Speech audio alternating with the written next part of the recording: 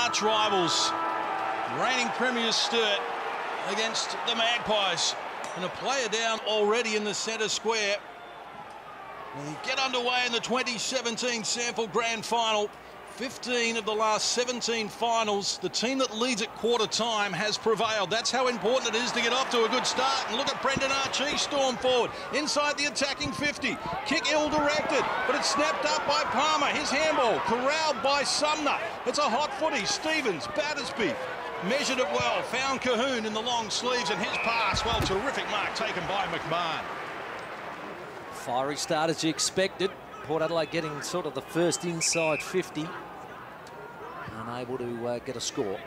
McMahon down the line. Reid, 2-on-1 situation, and safety of the boundary line. Jimmy Toumpas found that. Jimmy's had a good year too. He's gone back to half-back this season, and it's just been a real general back there for Port Adelaide. Osborne in the ruck up against Lobie. It's the ladder that just gets it down. Osborne takes it out the air. He's a basketballer at North Hobart, and he does it beautifully to Zane Kirkwood. His kick was good, just bounced off the chest from Sutcliffe. Gives it over Crocker. Outstanding last week, Crocker. But his kick's been cut off by the man you're talking about, Timmy. Jimmy Toumpas continuing his solid year.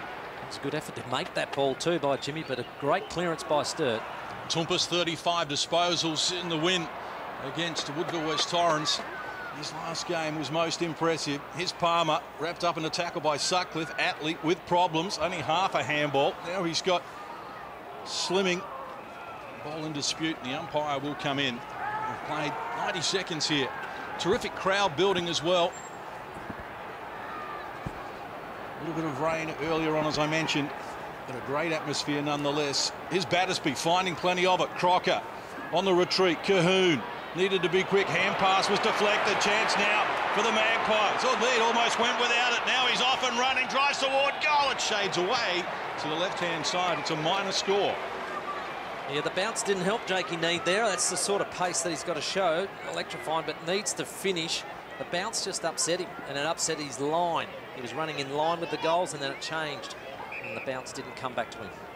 Fraser Evans, centre half back in the team of the year for the second year running with the kick, plays on, gets a little bit of extra distance. Good start by Osborne. Really strong hands. That is going to be a pivotal battle with the two big men there. Quick to get things moving, but the kick only as far as Toumpas. What a lightning start. The former premiership star with Woodville West Torrens as a teenager back in 2011 has had. To Atlee, who's seen some AFL footy this year. Drops it into Matty White. Over that ankle injury, Tim. That's a bit of explosive pace for Port today. As well. Like to see him get that overlapping run happening. That's a poor kick. Able to pick out Guy Page. Page looks to go short. It's been taken here by Josh Hone. Inside the defensive 50. He looks out to the lead now of McMahon. Couldn't complete the mark. Got a push in the back though. The umpire's given the free kick against Matt White. So double Blues. Wilson on the move. That lead's ignored. Now McMahon's going to go a little deeper than that. Read the target. Man handled out of it. Logan Austin did well there. Couldn't complete the mark, however. He did pay it. But he has paid it. So Logan Austin with a chance to relieve some pressure for the Magpies. The double Blues manning up well. So Bonner, he looks to go short as well. Toumpas, seen plenty of it so far. Jimmy Toumpas. As was mentioned, a Sample Premiership player with Woodville West Torrens, along with Jared Lena and Will Snelling for Port Adelaide. Amazing, really, when you consider there's only 18 players who have won a premiership at multiple clubs in Sample history. Robbie Young, well, he couldn't evade the tackle. Terrific work from Slimming. A goal-saving tackle there from the teenager. I can't understand why he wasn't awarded a free kick, but look at that. It's a great tackle, and it is holding the ball, not paid, but what an excellent effort. Sturt have stopped two attacks by Port Adelaide so far. Archie's kick smothered. Kirkwood found the crumb, bangs it out of the danger zone, but Toumpas is all alone out there. Now surveys his options. Neat kick, looking out wide, unable to take the mark down low was Aidan Johnson. Stevens to repel. Reid with Cahoon running past, but not a lot more on offer. He's going to have to come laterally, and it's a great kick. So he picks out Scott McMahon. By hand over the top, the double Blues are running here. Battersby with a bounce. And a second. Now wants Beard on the lead. Has he got the kick? He has! Oh, Corey Beard, sun in his eyes, just couldn't complete the mark. He's about to be run down. And that was very much a lucky break for Port Adelaide there as Dougal Howard supplies the tackle. Was it a lucky break or just Corey Beard just not sharp and alert, dropped the mark and then got tackled on the ball? Don't know if the voice was good, but Crocker was going past there. He had the option with him as we see the ball close to the line. That's Tommy Gray. He's been able to keep it in. Battersby, the clearance king for Sturt, just whacks it forward. Jimmy Tompus, let's have a look at his numbers to get things underway. Wow. It's mark number 4 for him, and he's up to 5 possessions. Jimmy the Tompus, probably playing for a contract. Tim, if decisions haven't already been made at Port Adelaide, would expect a few to be made over the next week after today's match is completed. Brett Eddy, another one. Perhaps will we see him at Alberton next year? Give it. Atlee over the top. You heard Tim Jennifer say, give it to Jake Mead. He runs into the open goal. Blazes away. Hey, is this payback Jared Twitt, 1998? 5 points. Jared Twitt after kicking 5 goals in that second semi-final against West Adelaide. Well, that's similar sort of opportunities, weren't they? Running into open goals and missing. You can't afford that. Sturt will they're normally very good at converting. Crocker takes the mark adjacent to the boundary line. Just kept it inside. Now, not a lot of movement ahead of him from the double blues. He didn't have to hoist it, go for distance. To the defensive side of centre wing, sling his way to the front there. Dougal Howard couldn't complete the mark. Quick kick came from Battersby, who's seen plenty of it so far. Beard, inconvenienced there by Logan Austin, allows Rudloff to find it on the ground. He looks inside, had Lobie all available, but neglected to see him. Goes long, Archie couldn't complete the mark. Sturt with numbers. Osborne hands over. Riley back to Osborne. The big man wants to get away and finds Reid, so the two ruckmen combine. Now they go deep again at the back. Oh, the mark's been taken this time. Corey Beard has taken it. Looking to make amends, wrestled his way to the front. Dropped an easier one perhaps with the sun in his eyes, but there, in a tougher situation, he takes the mark. And Corey Beard, well, he's kicked a goal in the opening quarter of the 3 finals that he's played this year. Yeah, Dougal Howard got caught up the ground, so Rudloff ended up in the matchup with Corey Beard, which wasn't ideal, and Corey, of course, very good overhead, especially on a shorter opponent. Multiple goal kicker in his last 7 finals. He's a big game player, Corey Beard. From 48, he fires and gets the job done.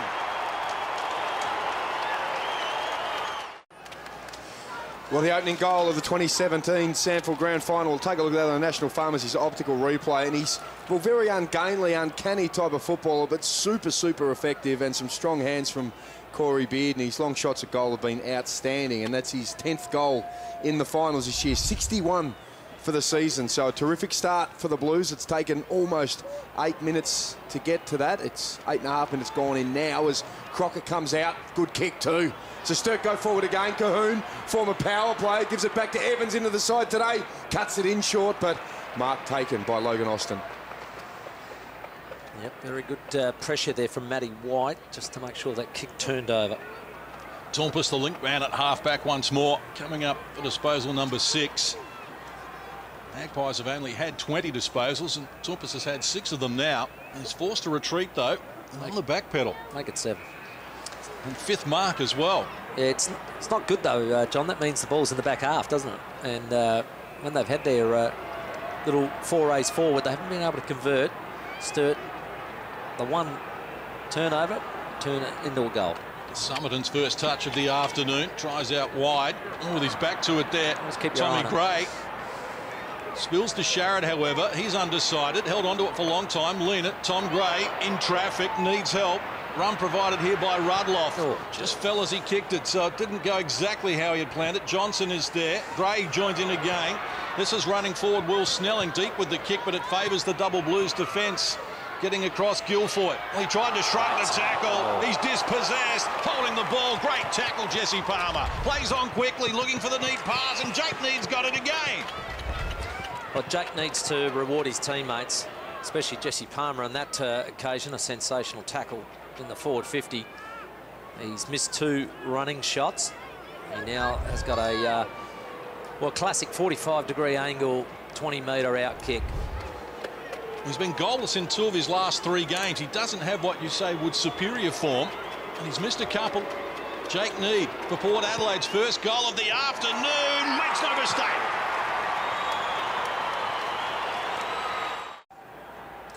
Well, Jesse Palmer, after a sensational tackle holding the ball, gives off to Jakey Need, who kicks truly from the set shot and gets Port Adelaide started.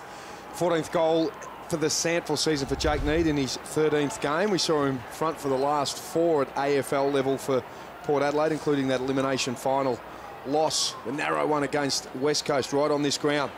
Kirkwood and Osborne combined. The big unit gets Sturt into their attacking 50. Running back, Dougal Howard just runs over to. He's got some good support from Rudloff, but...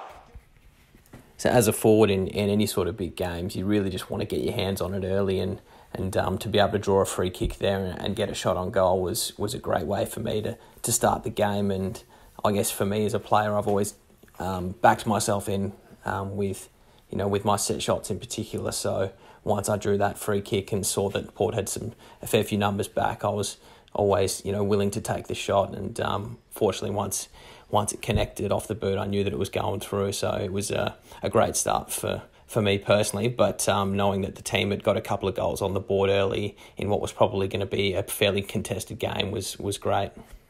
Wrongfully dismissed of it, and Evans, the tackler, took hold of the football and kicks a magnificent goal. And got to be sharper than that, because the pressure of forwards in both teams has been really good so far. Howard into the ruck now for Port Adelaide. Leaving Lobie. Atley went without it. Battersby dispossessed him. Now feeds it out. McMahon onto the left boot. High to half forward. Bonner with the spoil. It may favour Mark Evans. What a confidence boost to get that goal after just one in his last 4 games. Frontal contacts. A bit of push and shove to go as well. Looks like he's going to be reported here. Riley Bonner is going to be reported perhaps. The umpire's taken his number. So Riley Bonner has been reported for frontal contact on Mark Evans. He has been, and he just went in low into the head, if you just watch this. And that's, they always try and protect the head, so free kick has rightfully been paid. Now Mark Evans. He kicked 30 goals this year, Mark Evans, after getting 51 last year. Hands over, Cahoon deep with the kick. McMahon over the back, well positioned. Just can't find it though. Last possession's out of bounds. Port Adelaide will release some pressure. He's stuck in the back pocket deep though. It's going to be a hard one to get out. Probably just has to bang out down the line. Not a lot of tall targets there either. Dougal Howard's kick, opportunity for Sturt. He's opened the door. Little good work from Riley. Didn't waste it for a moment, blazing away, but he did waste it in terms of his disposal. The crucial ones, Tim, hit that target. You got a shot on goal right now. It's a 50-50 contest. It's very early, isn't it? You can see a few mistakes being made. That's grand finals. Dougal Howard coming across with the ruck, but the kick comes from Reid, and the big fight from Scotty McMahon, all to no avail too. Didn't go the full distance. Tom Lars, let's go from half back, and he nails it for the Blues. So Sturt taking this opportunity. McMahon took a mark that wasn't quite the distance, so they had to play on and force this ball into Harm's hands, and he was awesome in snapping that goal. And Sturt, they're converting beautifully. Double Blues with it on their terms at the moment as Brendan Archie, only 2 players out there for Port who was in the grand final side in 2014, goes the outside of the right boot there, never on. Roon Guilfoyle takes the mark uncontested. Yeah, there was no vision in that particular kick. Guilfoyle steadies the ship, goes out wide and finds Harms, the goal kicker. This is Tom Harms' first goal this year. Amazing he would kick it in the grand final, but no better time to do it. He goes to the wing. Reid puts out one hand, can't complete it. Ball now knocked down out of bounds. We've played here some 16 minutes, and you can join the conversation at 7Sample is the Twitter handle, or the 7Sample Facebook page. Love to get your input and be part of the biggest day here on the Sample calendar. Howard in front, brings it down. Roves his own ruck work as well. Reid, the tackle. Kirkwood couldn't blaze his way through. Finally, Riley does the bullocking. Gets it to Cahoon, then gets away from a couple of Magpies. Hurries the kick. It's a bit of a wobbler. Coming forward from defence, lean at the former double blue. Just puts the hands out looking for a free kick, but the umpire is going to award him. So Jared Leanett, Dad Brett, played for Sturt more than 100 games. Jared, a premiership player with Sturt last year. He had a terrific grand final with a couple of goals. Upgraded to the power senior list during the season. Goes long to half back. Reed doing the work in the ruck in the contest. Guilfoyle laying a tackle, but it's not going to come out of there. I think it took till the last minor round game when they upgraded Jared Leanett onto the list, which was fantastic news and reward for a really good season. Double Blues just shading the possession count at the moment. Not a lot in that. Here's Riley, wrapped up by Sharrod. Strong tackle.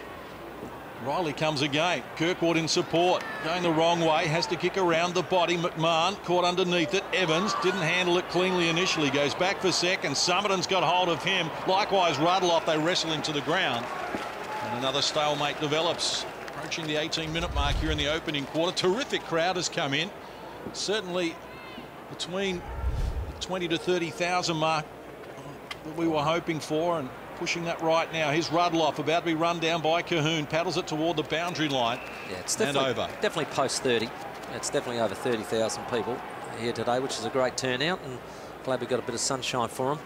Breeze has been tricky. It's sort of blowing around here and there, and at the moment you could say it's having no effect with the way Sturt are going into the breeze. They didn't win the toss. Port Adelaide did, so let's hope it doesn't have a bearing on the game, and it is an even contest with the breeze. Summerton's kick was smothered. That last time these sides met in 1998, Port got up by 9 points, 44,838 at Footy Park for that game. And I don't think we're going to get to 40, but geez, Timmy, I think we're going to be in high 30s. Let's head down the Red Biglands. What's the crowd like, Biggles? Yeah, we'll get over 30,000 here today. It's very solid across on the eastern side of the stand, and in particular the members as well. So great crowd in attendance with some good weather. And have a look at the rotations with Archie again. He's only had a 2-minute interchange as well. He's going head-to-head with some guns in Battersby and Kirkwood, but great to see him run out the game. Jesse Palmer drags down a strong mark, wants to go on with it quickly. Has got Sharrod. Now Jack Stevens is down behind play. We'll keep an eye on that. Marshall comes out, takes the easy mark. Well, that's the better ball movement there that we saw from the Magpies. Yeah, Louis Sharrod had a bit of poise and a bit of vision, unlike some earlier plays we've seen. And that one he swung around into the space, and that was an easy one for Todd Marshall to run onto. 23 goals, 10 in his 16 games, Todd Marshall, this season. Adelaide's #1 draft pick, and he sights it up, but it's shading to the near side. It's a minor score, so they have the use of the breeze, but they've all been leaking to the left-hand post. 3 really costly misses so far, I reckon, Port Adelaide, and they always come back to bite you in close contests. Harms, 2-on-1. Osborne, the bigger body there too, had the chance against White. Had a couple of bites at it, couldn't hold it. Working through his Paddy Wilson. Gives it to Battersby, the runner. What an outstanding season he's had. The bounce not so good. He's found some space somehow as the tackle from Willem Drew came, and it's going to head out over the line. They just seemed to fall like 9 pins around him. He looked like he was in all sorts of trouble, but had that opportunity to put it up into the forward pocket. There's a couple of strange things that happen on grand final day, and sometimes it doesn't sit for you, or you just have to keep persisting. Osborne just reaching out over the front. Stacks on the mill there, and the umpire, Corey Bowen, will come in with the bounce. Now, Jack Stevens appears to be moving okay. Port Adelaide certainly got a mismatch in their forward line with Jake Neate at the moment. Here's Kirkwood. Sturt to mount another challenge. Tightly contested. As we can see here, we've got Sutcliffe one out in the goal square with Lino. I reckon Lino's thinking at this point in time, why did I ever leave Sturt? Pig Dog gets the handball to Kirky. Kirky snaps off the deck. You can't even commentate this. Just utter brilliance. Good snap by Kirky, though. Too strong. Sorry, Jared. See you next year. Sturt, and they're 4 straight. Port Adelaide 1-3. Red hot start by the Blues. Port Adelaide only won 7 of their 18 opening quarters in the minor round. They had good starts in both their finals, 4 goals to 2 against Sturt, and then 5 goals to zip against the Eagles. But right now it's the double Blues with the ascendancy. Hone has time to swing around and find his skipper. Gives it to Battersby now on the left, under pressure, just blazes away, and Port Adelaide a couple can raffle it there, and Logan Austin. He's got a runner, Tumpus, still racking them up. Gives it to Snelling, premiership player at West Adelaide, drops it in short. Marshall getting involved now, a little too hot for Snelling.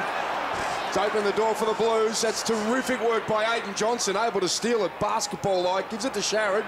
Over the top, Tumpus in a little bit of trouble, under pressure.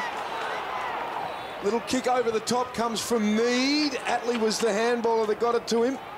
Hot contest now. Sturt's defence holding up okay right here, and Brett Eddy, Ken Farmer medalist, just sitting on the bottom there. Sturt 9 inside 50s, 4 straight goals. Port Adelaide 8 times in for 1-3. Efficiency, the difference. Osborne takes front position. It comes back to Lobe. He's quickly onto the boot. Much needed goal for the Magpies. Well, the big man said, I've had enough. If you little fellas won't kick him, I will. And he did the job himself, got the tap down, grabs the crumb and just puts it straight through the big man. Sensational goal. 2 goals and 45 hit-outs against Sturt a fortnight ago for Lobe. That's a terrific start. We're back to 9 points now. Important clearance, just trying to get through there. Look at the clearances just at the moment. 12-3 in favour of the Double Blues. It's been dominating. And Big Jack Osborne's been a part of that with his ruck work, but also the likes of Kirkwood. Phenomenal start. Battersby gets another one. We saw he had 10 clearances against the Eagles last week. Kick goes up. Just a couple of little snatches at it came from Reid. This is lean it. Oh, nice pass. Just somehow manufactures that out to Aidan Johnson. Wants to get moving quickly. It's a good kick too. Couple of bites at it. Tommy Gray cleaned up. This is Attlee, works his way through. Gray with the 1-2. Attlee on the left, and he had 2 Magpies and found the Double Blue in the middle. Terrific courage there by Fraser Evans going back. I don't like the treatment from Marshall either. They've run to him. Guy Page wanted to rough him up, the teenager, after that. Marshall, an 18-year-old, the youngest player on the ground today. Fraser Evans comes up with the free kick. Uses his partner in crime, Jack Stevens, on the half-back flank. Home presents, but that's ignored. He wants to go a little longer, looking for Corey Beard on the back pedal. Gets a shove there from Robbie Young. That's almost 25. Yeah, it's just silly. Just control yourself. They got 25 for it. And what effect did it have on Beard, other than making him happy because he's closer to range? This is the sort of thing in grand finals I used to always talk about, first with your head, then with your heart. Because emotion can drive you over the top sometimes to do unnecessary things. Keep thinking. Always keep thinking. Now, that's a really good example of the opposite. Corey Beard has another kick. He's put it to the hot spot. Good spot. We got White. Sutcliffe, good tackle. Good tackle. Don't let him step here. Golden rule. Don't let him step.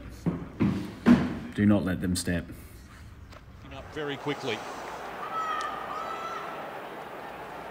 So those inside 50s, Sturt have done very well, but it's the clearances the real issue. They're 10 in front of Port Adelaide, and that's gave them a lot of opportunities. Lobe got the tap, but it went to Evans. High up and under. Sharrod hands over. White just tries to kick it away from the team. You can see there that some good pressure from our boys around the ball, forced a couple of rogue handballs, and you can see Kirky gets picks up the loose ball and what looks like a bit of a throw it on the boot type kick. It was I know it was a very deliberate kick from Kirky. He's always been really good at lowering his eyes and looking for free players ahead of the ball rather than just banging it in every time. So he saw me sort of in front position and dropped it in a nice hole there for me. Mark Evans was doing, he's probably disappointed with missing the prelim. He's had an opportunity through injury to come back. Wants to reward the selection.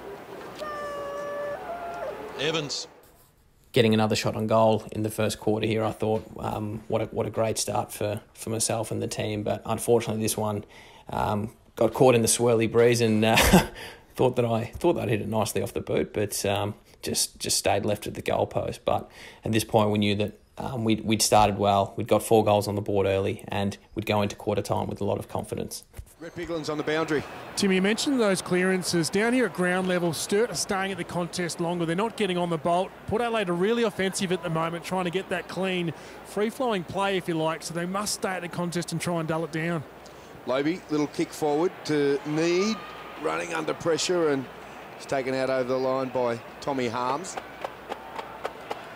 Well, if you're a Double Blues fan, you'll be very excited. I think that's a really good start of the game. 10 points in front and winning the clearances as they have. All signs looking very good. Lobe down to Archie, tries to break his way through. Terrific tackle from Tom Reed. The ruckman just doing some dirty work on his knees down on the ground. Port Adelaide just have to keep persisting, and you know they've got off to a rough start. A few nerves and the like. They just have to keep persisting and stay in the contest. Don't let it go out too far. Kirkwood in traffic. Battersby dragged down by fellow number 23 Matthew Lobe, and the ball just pokes out. Well done, Lobe. Tumpus. Now Jake Need drives a high ball. Stevens with a fist on it. Did well.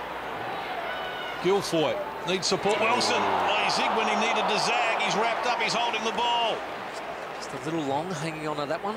Tom Gray wins the free kick. His pass was going to be after the event. It was off the money nonetheless. And an entertaining first quarter concludes. And the reigning premiers Sturt have got a 10-point buffer. Quarter time here at the Adelaide Oval in the Sample Grand Final at Sturt. 4-1-25. Port Adelaide 2-3-15. Thanks, Soda. Just down here with Marty Matner. And Marty, sensational start and made the most of opportunities. Yeah, we felt like early, you know, it was a pretty hot contest. We wanted to get the ball forward, and yeah, we were good to get a couple of goals and good lead at quarter time. So how do you build from here? Well, I think it's just keeping that pressure on. Our pressure was really good around the ball and forward as well. I think we turned the ball over inside our forward 50 a bit, which was pleasing. Mate, best of luck. Thanks, mate. And just quickly, boys, Chad Corns over the other side. I was hanging out near the Sturt huddle, but gave one of the all-time sprays to his midfield group. So expect Matthew Lobe and the boys in the middle to put a bit of a bigger effort in the second quarter. Thanks very much, Hazy. Well, the team that led at quarter time last year in the grand final didn't go on to win the flag. But as we've told you, leading at quarter time is generally a very good sign.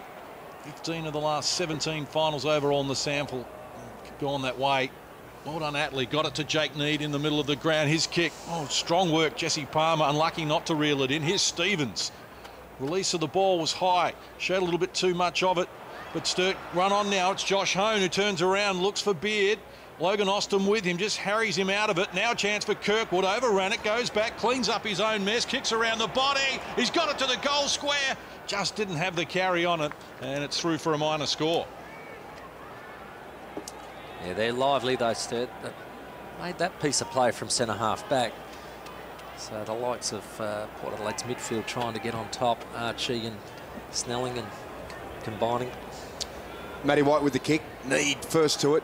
Little give to Drew, and the umpire's blown the whistle before it got as far as Archie. Free kick is going to go Port Adelaide's way, and Jake Need will have that from half back. Already a goal kicker today. It was a beautiful set shot from Jake after a couple of misses from early on. This is Willem Drew, drafted to the club last year.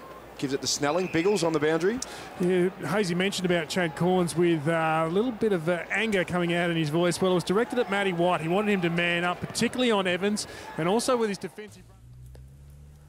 Early in the second quarter, I mean, really all I was thinking at this stage was, stick to the plan, which was, keeping the game as tight and as locked in as we could.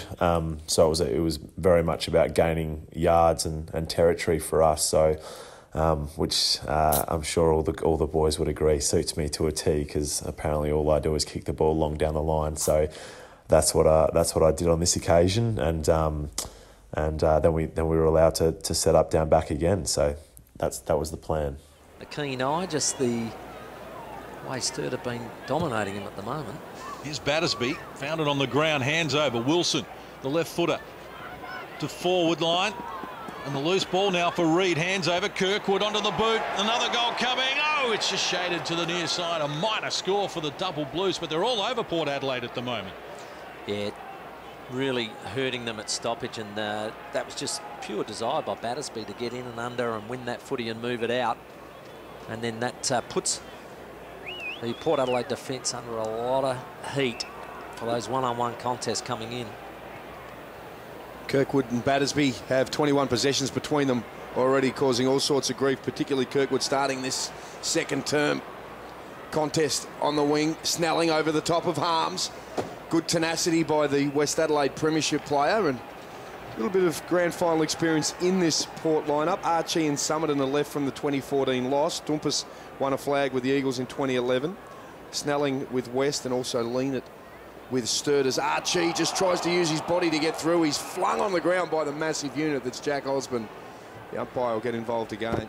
Yeah, Big Jack's up for the fight today. He's really in amongst it at 5 disposals and 8 outs. Atley got it from Archie. Did well in a confined space. That's a nice grab taken from Harms. Got rid of his opponent, and Johnson a little bit too easily there. So Harms drives the true centre forward position. McMahon has to go here. He was outnumbered, spills to Hone. Oh, Tumpus with the smother.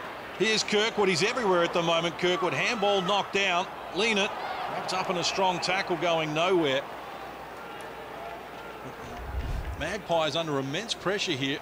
There you see Jimmy Tumpus putting his body on the line with the smother. Rucks go at it again. Reid trying to balance it. Well, Drew with a strong tackle. So he flings his opponent. Obviously some awesome efforts by all the guys on the day. Best players being Fraser, Squid, Kirky, Riley, Bats, McMahon and Sumner. So they were brilliant all day, but I thought probably some underrated performances by Honey. I thought was really busy all day and gave us a bit of X factor at times and had some really important touches. And I thought Jake Sutcliffe as well presented really well all day and you know, gave us a really strong target as well, and probably that secondary target with Beardy as well in tandem. So but you know, super efforts by all involved really, and with a game plan that's built on playing your role. Everyone was able to do that on the day to get the result we wanted. Clearances, tough, hard tackling at the moment. The count is 37-29 in favour of Port Adelaide. Red Biglands. The other one with these clearances is Archie is the definite go-to for Port Adelaide, and Sturt are reading that. They need to obviously have another option there and sort of spread the load a little bit, if you like. McMahon about to kick it, and the whistle in the background. Free kick going to Jared Leanett of the Magpies. He gets it out of the danger zone. Looking for Palmer. Fist came from Jack Stevens. Need was there to put him under the pump. In traffic. Here's Battersby trying to shrug the tackle. Slimming. Oh, he's taken high there by Jake Need, and he's going to get a free kick. Tried to make up for his error and then really put him. Slimming. Looks for the lead of Beard. Was taken out by Austin. No whistle forthcoming. Oh, Hope stole it. The handball wasn't meant for him, but he said, I'll take it and I'll kick the goal. Well, lively little unit is Josh Hone, and he's had some big performances in finals. We'll take a look at this on the National Pharmacy's optical replay. Pinched it, snaps it through, and terrific work. Didn't kick a goal in last year's grand final, just a couple of points, but we saw him in the prelim final against the Eagles. 3 goals from his 7 kicks. So he gives you value for touches as Sturt look to go through. They're going to get the clearance here again. This is Paddy Wilson, a hard luck story for Sturt from last year. Missed the grand final, in fact missed most of the season after round 5 with that shoulder. Here's Byron Sumner from just half forward, sets it up. Position right was for Beard. Still going hard at it under pressure.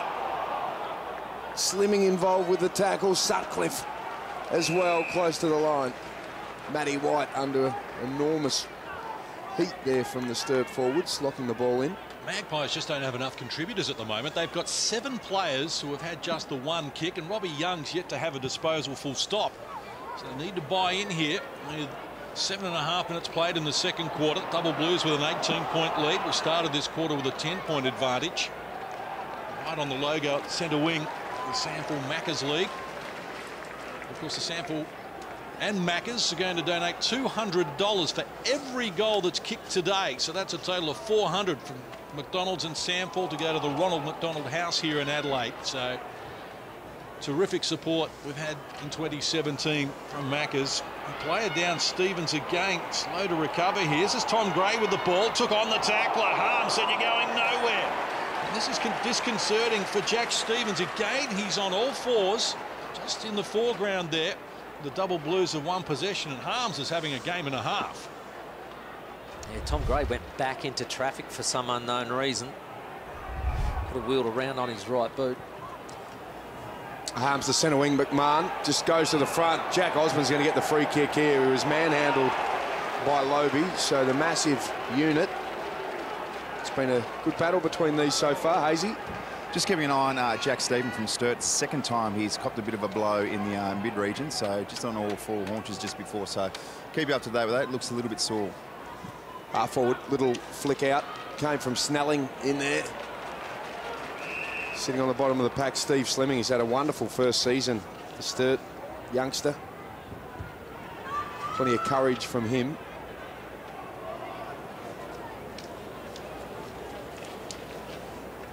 Again, no third jumper from either side as Drew and Sharrod wrap up a tackle there. I've seen Louis Sharrod do it once, that's all, and that was in the first term, but I think Rhett Biglan's makes a fair point. They had the only one option, which was Archie. That's been chopped off, and Sturt are definitely dominating this section of the ground with clearances. That's Kirkwood getting that one out. Terrific from Kirkwood. So he got it to Josh Hone. Again, the Magpies under pressure, and they're looking nervous as Rudloff lost control of it. Leenick comes through, did that well. Summerton buys in as well. Off the side of his boot, Sturt players from everywhere. Big contest at centre wing. Tom Gray keeps it alive. Jesse Palmer next in line. Not a lot to kick to, so he decides to go short. And here's Louis Sharrod. Terrible kick. And his kick is a short one as well. Did it go the required distance? Pat Wilson didn't think so, but the mark's been played to Joe Atley. Port Adelaide are all second grabbing everything, so there's nothing clean at the moment. There's another turnover. They've coughed it up. Tom Reed's got it. Now the movement's on in the forward line from Mark Evans, but he was solo, so Reed decided to slow it down and go laterally as he finds Guy Page. Sturt's ball handling and ability to settle down a lot quicker has really hurt Port Adelaide. And that great work from McMahon. Sold the dummy. Takes a couple of bounces. No one in the goal square. Out wide, Corey Beard trying to track it down. Found some space. Quickly onto the boot. Can't get the accuracy, however. A little wasted. It's out of bounds on the full.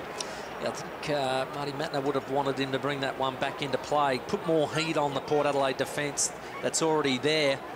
And they're very unsure of themselves all over the ground. Matty White out of side, and Mark's been taken by Need. Gets around quickly, just drops it in. So he's got a man in Palmer presenting himself up from half forward. Port just working now, maintaining possession, edging their way up forward. Brett Eddy, a long way from home. Ken Farmer medalist, just drops a little kick in short. Jack Stevens goes back, loses his footing. Here's an opportunity for Port Adelaide. Tommy Gray dribbles it through on the outside of the foot. Port Adelaide just with a series of kicks, controlling Stevens, losing his footing at the crucial time, allowed Tom Gray to come in and kick a really nice goal just to keep Port Adelaide in it. They haven't been able to settle. They haven't been clean. I think Need and Palmer have probably been the two cleanest forwards and ball handlers for Port Adelaide so far. Brett Eddy's first mark in that passage of play as well, just the 3 disposals for him. Hasn't seen a lot of it. Kirkwood on the bottom of the pack. It's hard to say whose game was the most underrated. I think everyone came together and played their role on the day. I think we were able to capitalise on our opportunities early and then really just grinded it out. And I think all of the midfielders did an unbelievable job in forcing contests and stoppages, because we knew that Port had a really good outside running team. So if we could force stoppages and make it a contested struggle, then that would suit our game plan for the day. And our midfielders, Batsy, Aiden Riley, Kirky and Paddy Wilson just did an unbelievable job at forcing stoppages, just kept grinding away. And I think those four in particular, as well as Big Oz, were underrated in their impact on the result. There's Tom Gray on the bottom of the pack. Cahoon taken down by Snelling. It's hot contest right here on the outer wing. Hone involved as well. Just driving Need into the ground. Over the back, Tommy Gray this time. He's not going to get through. And Crocker, and is that last possession kick over the line, or was there just a hand on that kick? They're saying it's touched, so it'll be thrown in. But that's the first time Port Adelaide have taken it up to Sturt in a stoppage. It's the first time they've bulldozed the ball forward, whereas that has been Sturt's job through Battersby, Kirkwood and Riley. Lobe gets front position, slaps it forward towards Archie. It was a good hit, but unfortunately just kept bouncing in front. So out of bounds. All right, Tim Geneva. Which families won the most premierships as players with the Magpies? Obst, Boyd, Williams, Quinn. What do you want to go with? I'm going to go Williams because of Stephen, Mark and Foss. Combining should be a big number. All right, well, it is a big number. It's 16 for the Williams, but it's not the most. Oh, you're kidding. Have a look at the Obst family. The Obst 17. Peter played in 6, Trevor 4, Andrew 4, and Ken 3. Well done, Obsty. Phenomenal. Boyd's 12. The Kale family, who weren't part of that question, they've got 8, and the Quinn family with 5. 17 to the Obst. Very close, Timmy. Phenomenal. We'll give you a B for an effort. Approaching the 15-minute mark of this second quarter. Arm wrestle developing here, just 1 goal apiece since quarter time. After double blues first out of the blocks, kicked 4 of the first 5 goals, led by 15 points. So we've got an arm wrestle here, Hazy. Well, he's just down on the side here. Todd Marshall doing a couple of run-throughs, testing out a bit of a hamstring. So in the hands of the doctors and the physios. So at the 15-minute mark in the second quarter, the game's turned into a bit of an arm wrestle there. Message coming out of the coach's box is that, you know, we're really happy with how things are going. We're 12 points up in a tight and low-scoring game. You know, we've been able to control the tempo of the game, and that's what we need to continue to do and play it on our terms. We're happy with our work around stoppage, and we're well on top in the clearances there with Kirky and Bats being really strong around that ball. Defensively, we're really happy with the pressure all over the ground, and we've been able to force Port into some turnovers and some bad decisions with ball in hand. Offensively, we just want to continue our clean and composed ball movement and continue to get some good forward entries to our advantage. Stole it. His kick out of bounds on the full. Riley Bonner will restart. He's got Summerton in the middle. Looked there initially, but didn't like what he saw, so he's going to go for distance. We know it's a terrific kick. The left footer drives to the forward pocket. Stevens at the back had best position. Tom Gray picked up miraculous work, and now Jesse Palmer supplies the tackle, but it's too high on Fraser Evans. The double blues win the free kick. Fraser Evans just hanging in there. The back pocket, getting his free kick, but Adelaide trying to get another opportunity at goal. They need one before half-time, I'd say. Dougal Howard flying, also Willem Drew with it, and Tom Gray was seen just starting to look really dangerous up forward for Port, giving them an option. This is Jared Leonard. We know he's a long kick into the square, and the bounce just missed. A couple of nice long goals in the grand final last year for the double blues. Leonard today fronting for the Magpies, and geez, he really let that one go. I was surprised that Tom Harms let it bounce. Double blues get out of their defensive 50, and they found McMahon on centre wing. Now, not a lot to kick to here. Josh Dodd's his only option. So nice. And Dodd runs onto it. Known goal kick. It goes to work. Misses to the near side. It's a minor score. Pushed his work then. I didn't think he had to. He had a bit more time than what he probably thought. Just needed a bit of voice around him to settle in there. So what we got here, give Lino the pocket, right footer, cover the inboard, frontal pressure, then try to tackle from behind, effect the kick. Unfortunately, didn't affect it enough, and they get a bit of a run on here, but it's good footy by Port here. Good body by Pagey. Byron good. That's some good footy. Good defence. Just get it out. That's a win. That's a win. That's good work by the boys there. A little bit better pressure there from Port Adelaide's forwards to just hold that one inside 50. A little bit more cleaner hands and things can happen. Lobe again, front position. Reid did well to get a piece of the action. Didn't really get any distance with the hit out, however. The tangle of arms and legs. have another stalemate here, approaching 18.5-minute mark of this second quarter. Let's get to Rhett Biglands. We've talked all week, Marty Mattner, in regards to setting up and how they would oppose the opposition, whether or not it be a rolling press or a man-on-man, and certainly down here at the moment, Sturt going man-on-man, so not allowing Port to dictate any terms to them and holding their structure quite nicely. Austin got it from Howard, deep with the kick, favours Eddie.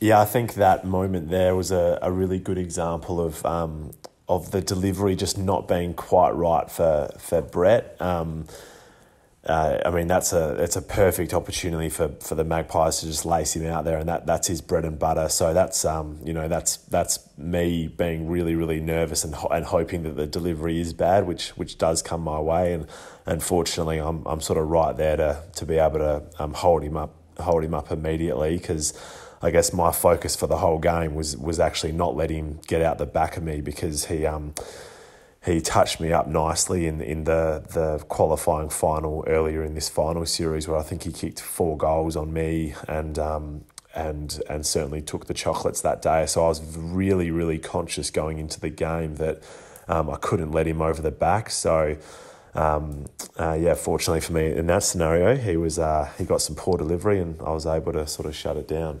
Summerton gives it over and Slimming in a little bit of trouble. Pressure from Summerton.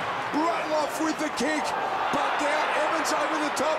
Tommy Gray. Porter on here. They've turned it around fantastically well. But the tackle is tough and tight. And it was on Jesse Palmer, Tom Reed. Good pressure there by Summerton. And also Rudloff to turn that one over. Riley dispossessed. Suggestion of holding the ball. Umpire didn't see it that way. Here's Crocker around the body. They're under siege here at the moment, the Double Blues. McMahon joins in. Rudloff did well to corral him. Now wants holding the ball. And umpire Corey Bowen comes in. Didn't see it that way. So Lobe wrestles with Reed, who got a piece of it. Hone in traffic, spinning one way, back the other. Atley, the tackler, has caught him high. Free kick Sturt. 10 free kicks to 7, the count now in favour of the Double Blues. They're first to the ball at the contest. And Hone just drives for distance. Big Jack Osborne at centre wing takes another strong mark. Yeah, he's lifted the big man. He's excited about playing finals with Sturt. He's certainly having a good game so far. Not a lot on offer, so he'll go for distance as well. From the side was Beard for Sturt. Port Adelaide with numbers. Ball out of bounds in front of Matty White. 21.5 minutes played here. Double Blues led it by 12. We started this quarter with Sturt in front by 10 points. Zane Kirkwood, 15 possessions, 11 of them contested. He's on fire, the captain at the moment for the Blues. He's going against his opposite captain there in Summerton. They're both just on the edge of this contest. Sharrod taken down. Wilson. There's Kirkwood now. Gets the kick going in forward. Couple of bites at it. Matty White just sells a bit of candy. Has his kick smothered. Jack Osborne again. Back. Kirkwood, little kick forward. Wilson running back with the flight. Handball comes out to Reed. And into the back clumsily. It's going to be a free kick to Port Adelaide. Didn't have to do it either, because I think Sturt were away with the footy. It's just a little unnecessary.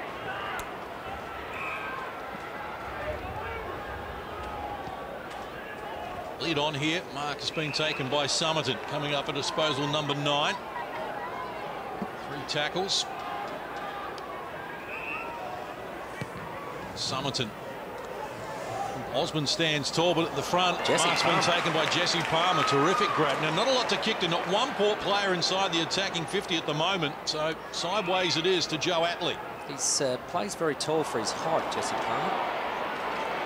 Handball wasn't the best from Atley, but good enough to get out of it there was White, although his kick picked off Jack Stevens.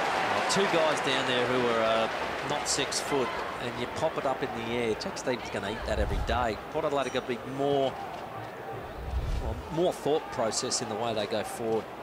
Ball spills over the back. Rudloff with Archie riding shotgun. Handball into the middle. Bonner one way, back the other. Back to Rudloff again. Archie measures the pass. That's better work as he finds Young. Now Marshall on the lead into the pocket. Snelling running past, but no one in the goal square. So the opportunity Well, it seemed to pass, but now a chance, a mark being taken here by Will Snelling. Tight angle for Snelling. And 1 goal 6 this season suggests it might be the top of the square. Yeah. Lead on into the pocket, needs to be precise. Johnson didn't come strongly enough. Harms beat him to it. His guy Page coughed it up, gave it to Summit and Marshall. On the boundary line, can't bring it back enough. In fact, he's missed a lot. It's out of bounds on the full. Clever work by Summerton to keep that in, but the pass into the pocket, I'm with you. Aidan Johnson just had to keep running through the line of it. Good hands from Bonner. If you've joined us, already had his number taken earlier for a head-high clash. Top of the square with his kick. Archie in there. Some good work by McMahon. Held Archie out. And Jack Stevens, terrific play. That's exactly what they want. Fraser Evans and Stevens will want that every day. Just bomb it in high. We'll just combine up. One of us will block, the other will take the mark. Exactly what they did last year, Tim. Yes. And not learning Port Adelaide to just even kick the grass. Guy Page on the outer. Let's head down to Red Biglands. Yeah, Timmy, you're spot on. The problem down here as well was the forward line movement from Port Adelaide. When they are stagnant, they're not working for each other to create that space. The back and go movement, the traditional style of lead up, just isn't there at the moment. That's playing into Sturt's hands. Umpires just working out that the ball's going to be thrown in.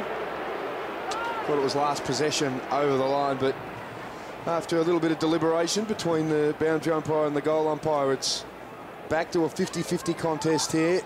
Body from Osborne got it in the way. Bounce forward. Going down was Riley. Summerton gets the quick little kick out up to half forward, but only as far as Jack Stevens. Really getting into the contest now. Stevens, a Jack Oating medalist from last year. Bloody hell, Jack. That was exactly what we didn't need. And going into red time in the second quarter, but fortunately they didn't make us pay there. But that's certainly a heart in your throat situation when Archie's coming at you. Luckily, the siren went. Opportunities taken by some players, a lot of Sturt ones in particular, but really that was a tough final. Port Adelaide evened up the. Well, they got back into it in clearances. They were 10 down at quarter time. I think they broke even in that second term.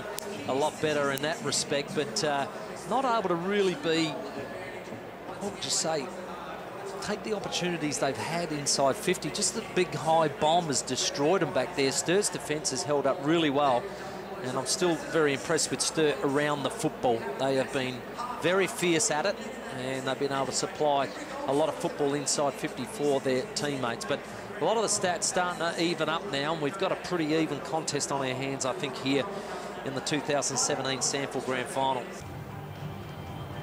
Well, Port Adelaide's lowest scoring first half of the year in the Grand Final, just 3-4-22. They've come from behind at halftime 3 times this season.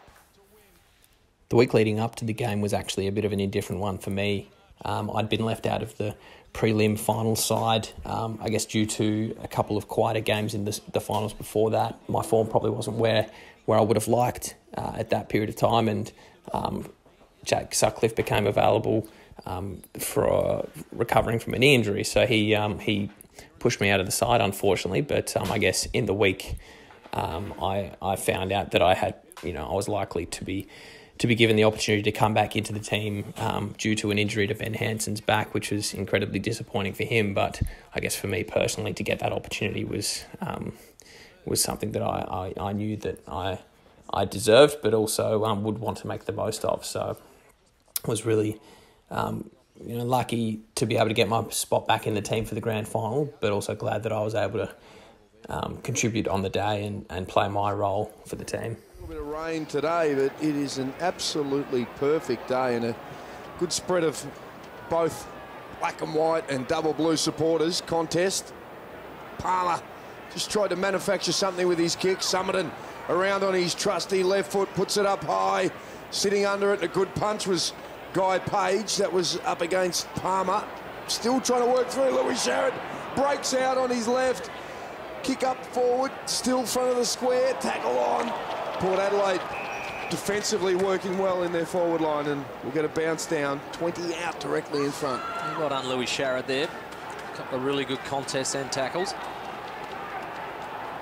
Lobe caught behind Jack Osborne, who comes for seconds. Jesse Palmer favoured by the loose ball. Couldn't pick it up cleanly. Now Hone's got him in a tackle. Ball spills free. Bonner, Snelling, two West Adelaide, well, former West Adelaide players combined. White around the corner, and there he is again. Jack Stevens reprising his Jack Oatey medal performance from last year. No player has ever won the Jack Oatey medal for best on ground in the grand final back-to-back.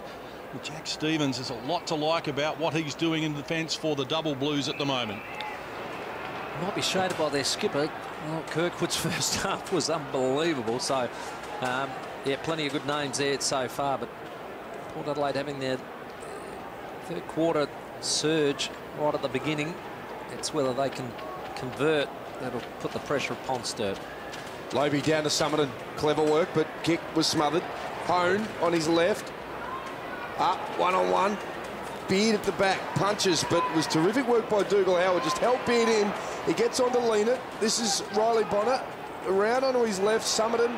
Inboard, here we go with Toumpas. He's got some support inside, misses the handball for Atley. Gets it back in time. Toumpas again. Bonner under pressure. I think that's just another really good example of us being able to nullify what could have been a pretty a good opportunity for Port Adelaide to score a goal, and we were able to, I guess, stick a few tackles and shut the ball down. I think that's something we were able to do for the entire game, and was a really, really strong focus for us going in. So, fortunately for us, that's just another example of an opportunity that we were able to take away from the Magpies. Once more, 3.5 minutes played, and the arm wrestle we saw in the second quarter has continued since the major break as Osborne takes front position, allows the ball to drop in front of him, then kicks it. Crocker gets the loose ball and coming out strongly. A terrific mark being taken by Tom Reed. And Beard makes a move, but they come through the corridor. It's McMahon. His pass is a good one. Here's Sutcliffe. Scooter McMahon gets it here to me. Perfect kick. Now, all I was thinking is, when in doubt, kick to Corey Beard. And look, he always does. We'll probably deserved a free kick there, but not bad play. Good effort. That's legitimately all my plan every single time. Kick to Corey. Gets you out of a lot of trouble. Back, kicks up to the contest there for Lean-It, out of bounds. Rhett Bigland's on the boundary. In the Sturt rooms at half-time, Marty Mattner also spent some time with big Jack Osborne. He knows how vital he is today up against Lobe. Spoke about his positioning with his marking and trying to get a little bit more offensive as well when he props up around the midfield. So look for him to have a big second half.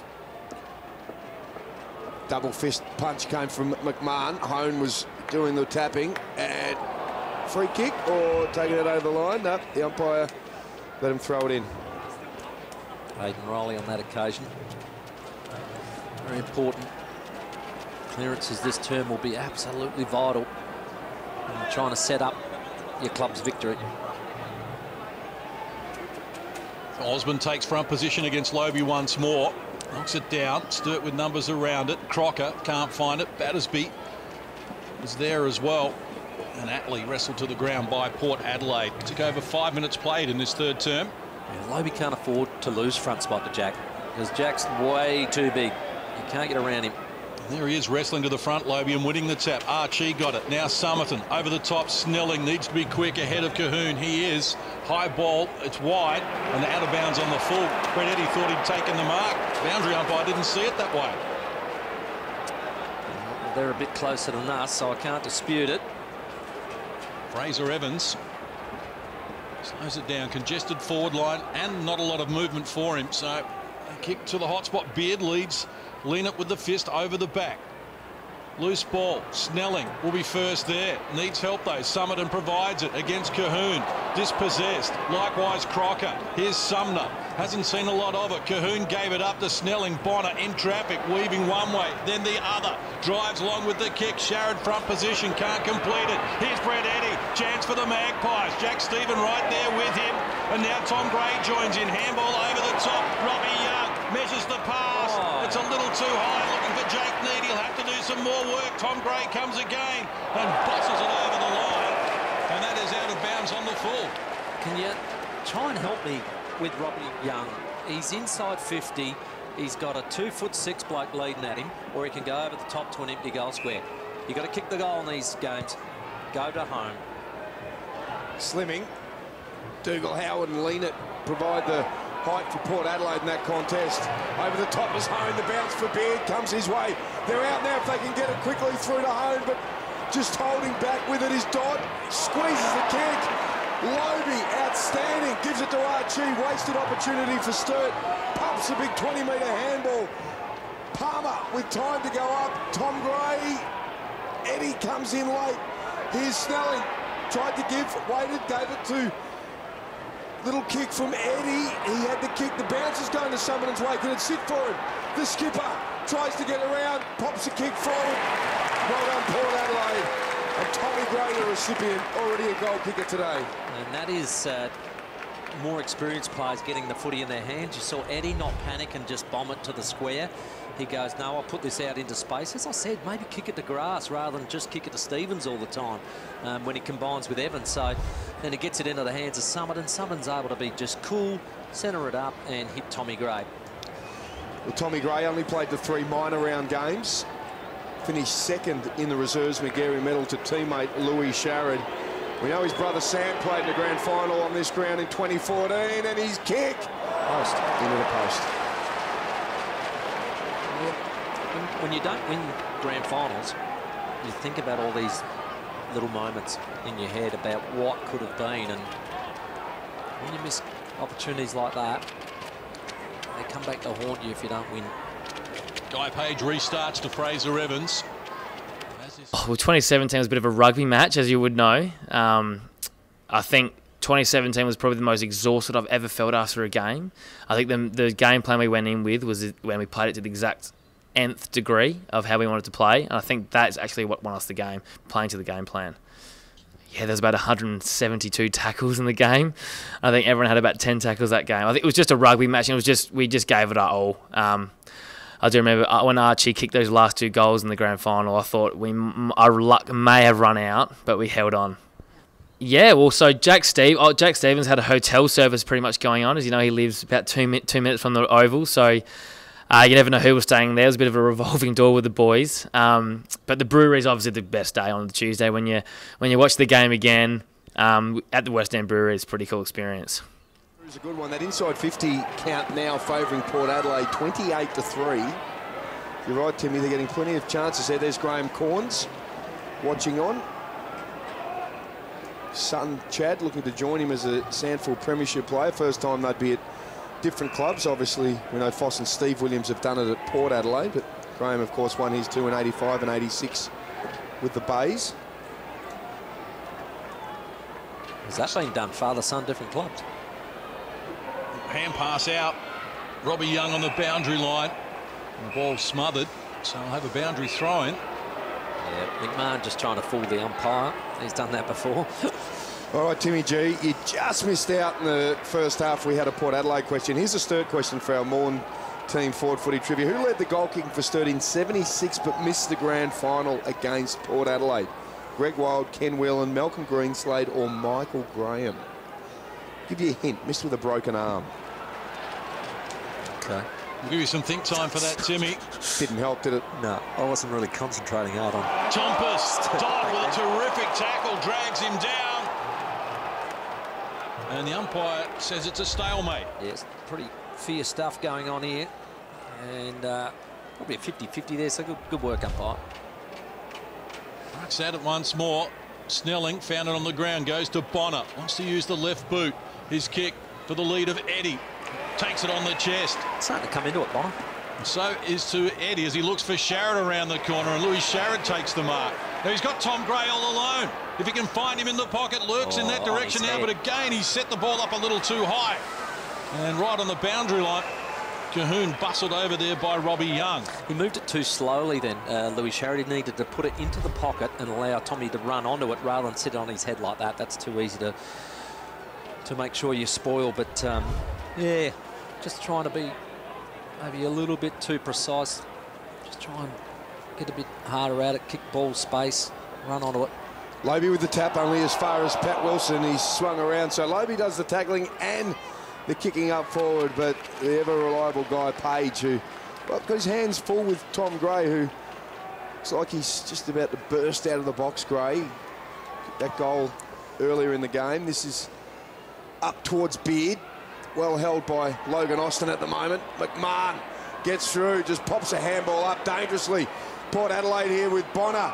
Back to Lobe again, getting really busy now, the big ruckman. Up, couple of bites at as he marked it. In Marshall, he's been paid too for the teenager. So he's going to have a shot here from about 35 out, tight angle. So umpire's paid that. He's looking at the ump. Yeah, grabbed my arms afterwards, ump. And he's... Well, last week looking at Lukosius, there's a bit of similarity between these two kids. Todd's got a couple of years on him, but he missed one in a similar position in the first term. He'd like to get it back.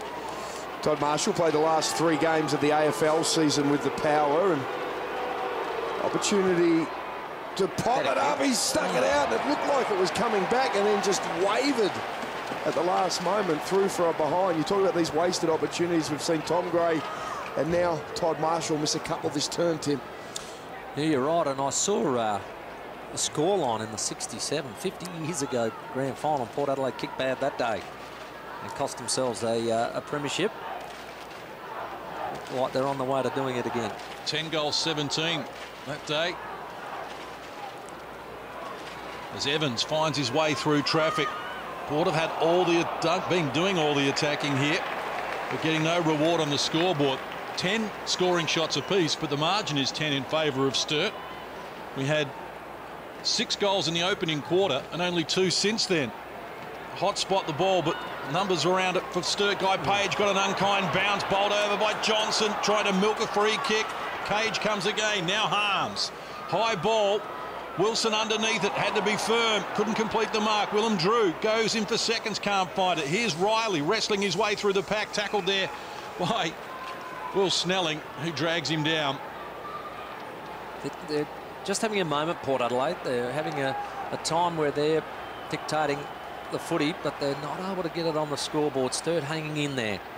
Hone dispossessed. Look at the tackling from Port Adelaide. Willem Drew getting involved. He's got 10 tackles in the game, Willem Drew. Matthew Lobe with 10 tackles. Look at those inside 50s for no reward. That's the killer. 8-2 at the moment. Need a goal. Snelling dragged off it. Loose ball comes out the back. Here's Sam Cahoon with the outside of the right boot just to clear the danger zone. Poor bounce against Sutcliffe. Chance for Bonner. Caught on his right foot. Getting good distance with it into the pocket. In fact, too much distance, out of bounds on the full. Said to Red Biglands on the boundary. Definitely the intensity down here for Port Adelaide has risen. Their tackling pressure is the one that's standing out the most. Rather than being reactive to Sturt's play, they're actually trying to cause that contest early. So they're right on the front foot and real sharp in the mind.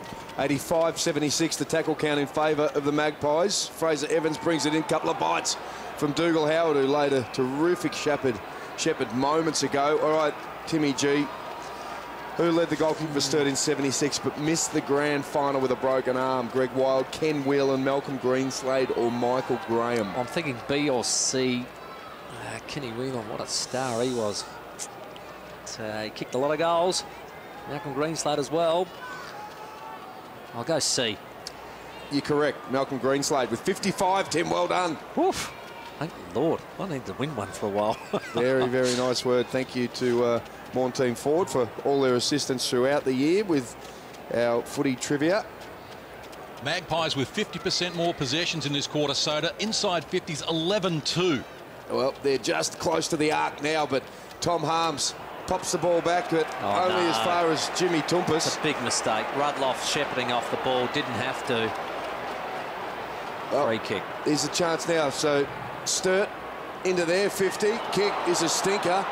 Bounced off the chest of Austin. It comes back to him. Lean it, gives it to White. Here's a chance now. As a bounce, Austin over the top. Some terrific work there. Just when you thought they were in all sorts of trouble. Aidan Johnson, with the slight frame, uses his strength to work his way through. Guilfoyle goes down, tackled, and well, Port Adelaide get out of jail as well, they gave it to Sturt, and now Port have got it back to half forward. Aiden Riley getting involved here as you can see that bump from Aidan Johnson was outstanding. Free kick is going to go against Riley. It's Louis Sharrett. It's what Louis needs to do, is just get under the skin. He's very good at it. And if you can turn a few balls over like that, that's great. But what an attack on the ball by Aidan Johnson. That's the sort of thing that can lift your team, mates. Sharrod, 3 goals, 3 this season, wants to go short, not his best effort. Dougal Howard reaching in over the top, can't grab the mark. His guy Page has scored it over and given some treatment as well from Tommy Gray. It's an interesting piece of play. Dougal Howard nearly pulled it off. You asked who was going to kick their goals. Dougal Howard kicked 8 against West Adelaide in round 9, the best individual haul in the sample this season. So he knows how to get it, and he's in the ruck at the moment. He's given up front position to Osborne. Loose ball. That was Jesse Palmer. Now a chance again for Howard. Dispossessed. Snelling stayed with it. Tackled by Harms. Archie jams it onto the boot. Sumner going back. Best position takes the mark. They're standing firm in defence at the moment, the Double Blues, and Sumner's off, caught them napping and gets it well up toward the defensive side of the wing. Mark Evans can't complete the mark and the ball trickles out of bounds. Almost 18 minutes played here, term number 3. Yeah, Port Adelaide are using a lot of energy for not a lot of result. Look at those 12-3 inside 50s. You could say, OK, well, they're starting to run on top of the ground, but for no scoreboard result, that's what just does your head in, and only takes one opposition goal to really deflate you. 3 points to 1 point in favour of Port Adelaide has been the work from those inside 50s, and again it's becoming a bit of a territory battle right now as they hold on to it. Port Adelaide have had most of the play and Sturt have just gained it into centre wing. Dougal Howard doing some ruck work against Osborne, and congestion again, just going with the head, trying to work through, and Rhett Bigland's on the boundary, close to you, all the action now. We'll repeat ball-ups right in front of me, and you get an appreciation for Zane Kirkwood's vision in traffic. Whilst you admire how good a player he is, when he's got 4 and 5 blokes coming at him, he just sees things at different speeds, continues to find the body as well. It's just astounding. Pat Wilson gets it out to Harms. Smother comes from Robbie Young. Harms back into it, and again, we've got a stalemate. Just got to be careful in this situation. Get in first, because you might get a free kick just to break play open. They normally like to play one. So if you head over the footy and it's slightly high, you might get it. Osborne wins the tap. Tackling from Port has been ferocious here. Riley wrapped up again by Snelling and Willem Drew. What an appetite he's had for tackling. Willem Drew, 14 tackles, 97 as a team, Port, 83 so far for Sturt. This has been an arm wrestle. Not particularly attractive to the optic nerve. If you look for high scoring and free flowing football, this is the ultimate prizes up for grabs. You do whatever you have to. Yeah, the first quarter was pretty dynamic, but since then, you're right, bit of an arm wrestle. Summerton, disposal number 17 for him as he drives forward. Eddie playing in front, bounces off Aidan Johnson around the body, just hustles it forward. Geez, Squiddy did an excellent effort there. Batsy with the hands to Dotty. I'm pretty sure he hits me up here. Yeah, and as I said in my last one, kick to Corey Beard. I don't really know what happened there. I think he got caught in the sun, but Badgie twinkle toes dances. And Batsy, the rest is history. Good play. Good play. I've never liked players trying to read the play to go for the ball to bounce over the defender. If the defender shows courage, attacks the football, he deserves a reward, and that's what Jack Stevens did all the way back at fullback. Well, James Battersby, just 23 goals in his sample career, 5 goals, 5 this season. This to give his team a 16-point advantage into time on here in the third quarter. Third in the McGarry medal, Battersby. Deliberate approach, never had it on line. And in fact, he's missed a lot. Timmy, it's hard to think these are the 2 highest scoring teams in the competition. Port averaging 97 points, Sturt 83, and right now 25 and 35. I thought if the rain held off, I thought we'd probably get a 12 to 15 goal sort of result, but it hasn't been like that at all. Tom Gray just working back to lean it. Here's Archie after a really tight quarter. Things starting to open up a little bit, but blazes away, touched off the boot, and we're going to get a throw in. So we're into time on now, well into time on, and all we've seen added so far is a point to the Double Blues, and the 3 points to Port Adelaide. Hasn't been great, has it? They've worked it out. Sumner has got it. The umpires have come up with that one, and the half forward, lean it in front position, best spot. Sutcliffe behind him, out over the line.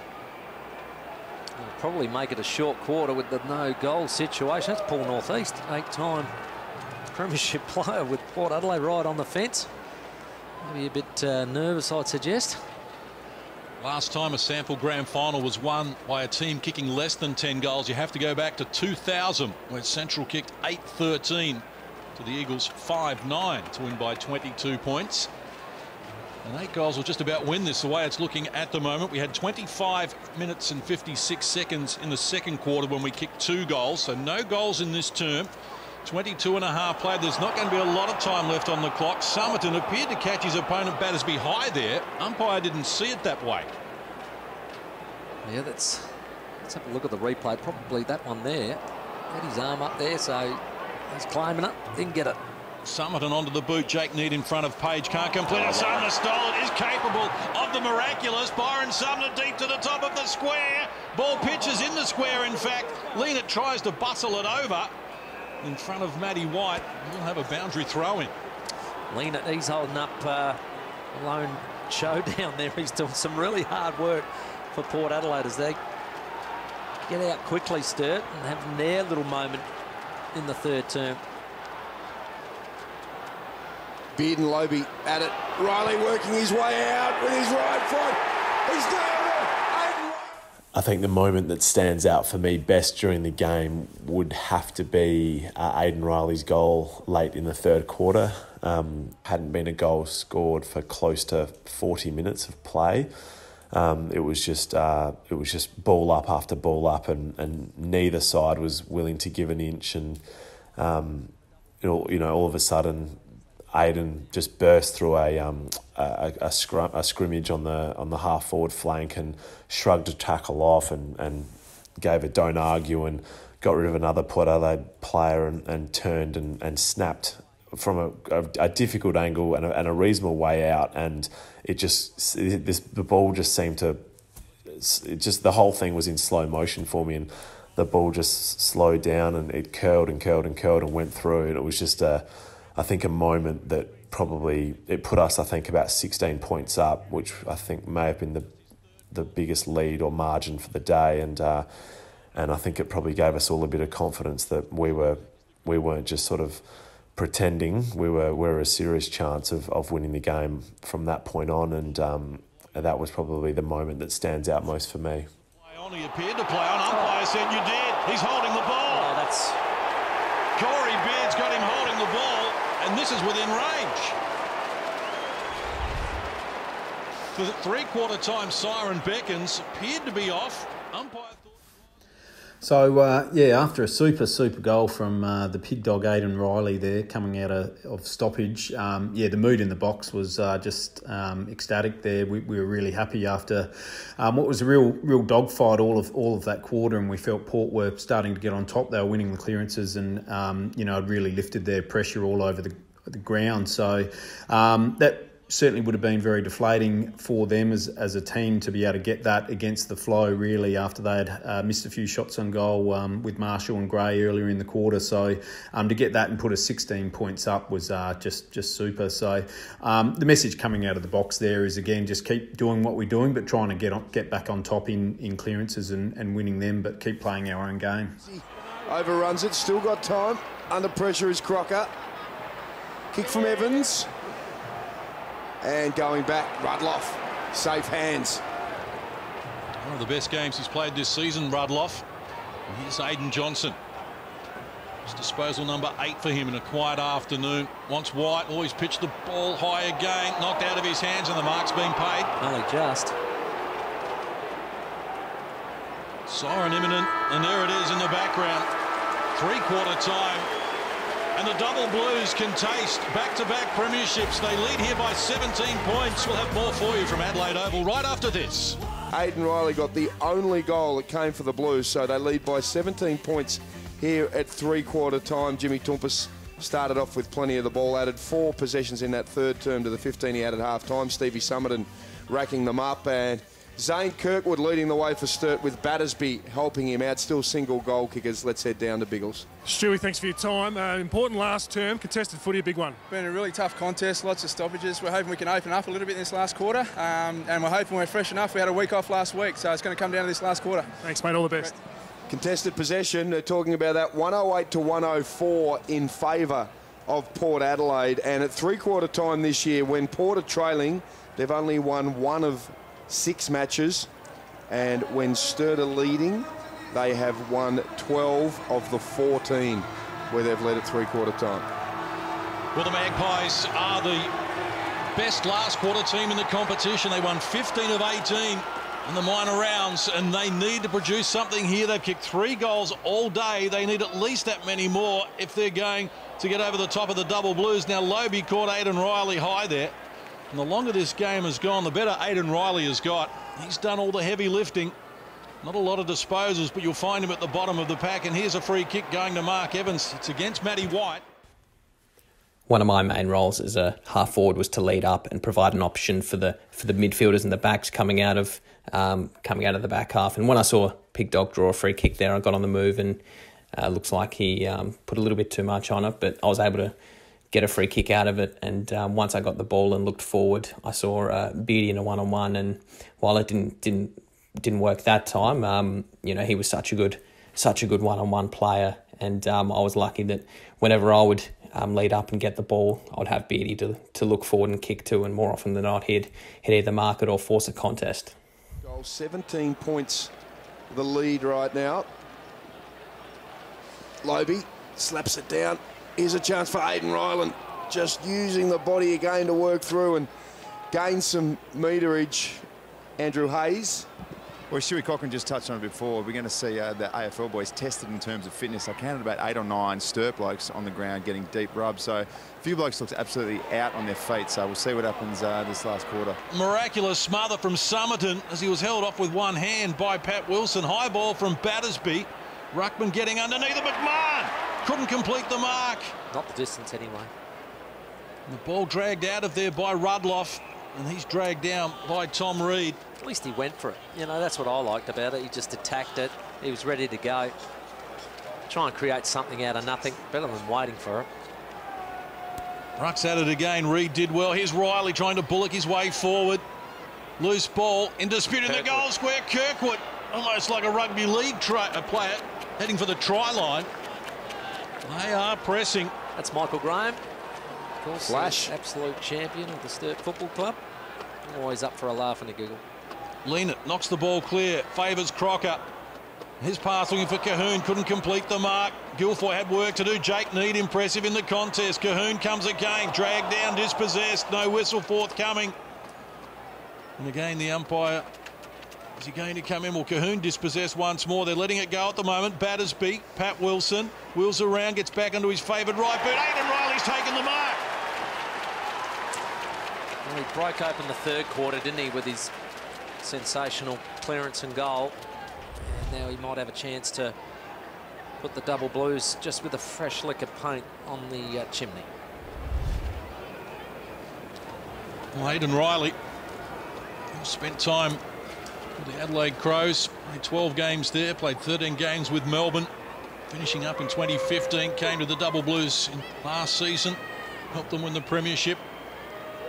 Had 26 and 9 clearances in last year's grand final. 11 disposals today. This for his second goal, but it's way off the money. Missing to the near side. Port Adelaide, they have not kicked a goal now in over 1 hour of game time. Well, they've kicked one in the last hour. Oh, I've got to be honest, John. This is not the greatest grand final I've ever seen. I know that's going to surprise you, but both teams have really made some skill errors that are, on a day like today, shouldn't happen. Archie with a kick. Tom Gray up against Harms and out of bounds. The Port Adelaide players asking for last possession over the line, but we're going to get it thrown in. I like a bit of leniency inside 50, Soda. Just don't like that last touch rule really deep inside 50. Going into the last quarter, we know that we had a good lead on the board and had done a really good job at restricting Port's scoring ability, but we knew that they would come hard and they were a strong finishing team. So we knew that if we had just stick to our plan and kept the ball in tight and tried to get keep scoring ourselves, then we're going to win the game. Yeah. Margin cut to 12 when these teams played in the qualifying final 3 weeks ago. It was a straight kick the difference after 25 minutes of the final quarter. Let's hope we see something similar here. Archie wrestling against a couple of opponents. Sumner gets involved. Umpire lurking and comes in now. Let's go down to Rhett Biglands. Jake Neate had too much space around that clearance for a stoppage goal as well. Defender Guy Page wasn't anywhere near him and got caught ball watching, and that's dangerous in tight games. The opportunity Sturt had to go 23 points out. Port Adelaide now just the 2 kicks behind, and you can feel that energy lift amongst the Port Adelaide team. They got the clearance there nicely and just hovering around their forward arc now, and they're gone. The third jumper with Eddie there, knocked it down. Tackle on Hone, ferocious. Here's a kick from Palmer down the line, but chopped off by Sumner up against Tom Gray. Yeah, it was a crucial set shot, wasn't it, Soda? Just could have put the game away. Open the door and Jake Neate sneaks one out of nothing. Sumner, great big fly. Came over the back from Logan Austin, but Jesse Palmer, he's got terrific hands. We've heard Tim talk about in this final series how he plays really tall for a man that size. His hands are absolutely outstanding, and this is Jimmy Toumpas inboard. So Port Adelaide just starting to maintain possession there. You feel a little shift in the momentum as Riley Bonner on his left into the attacking. That mark, it was. I do remember that part of that moment in the game really clearly for me. I mean, the kick wasn't very favourable for Eddie coming in from Port Adelaide, but I do remember thinking that I felt like I took the mark too easily in terms of I just felt like it was a bit of a soft contest would be the way I'd describe it, and I just felt like I'd got on top of him enough, and the ball just hadn't come his way at all during the day, and I felt like it was a bit of a back-breaking moment that I felt like I was on top of him. So that was it was an interesting point in the game for me. 1998. Find a bigger crowd, so full credit to the SAMFL, all their supporters as well. 39,813. High tackle, Toumpas unrewarded. Here's Aidan Johnson barrelling through. He's coughed it up. Riley, now Sharrod.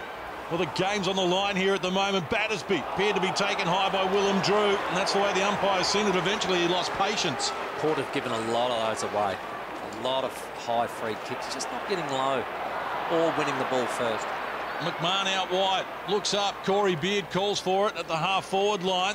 Sturt, front of the pack. Wilson couldn't complete it. Evans dragged down by Rudloff. And again, the umpire will come in. Tick over 8 minutes play.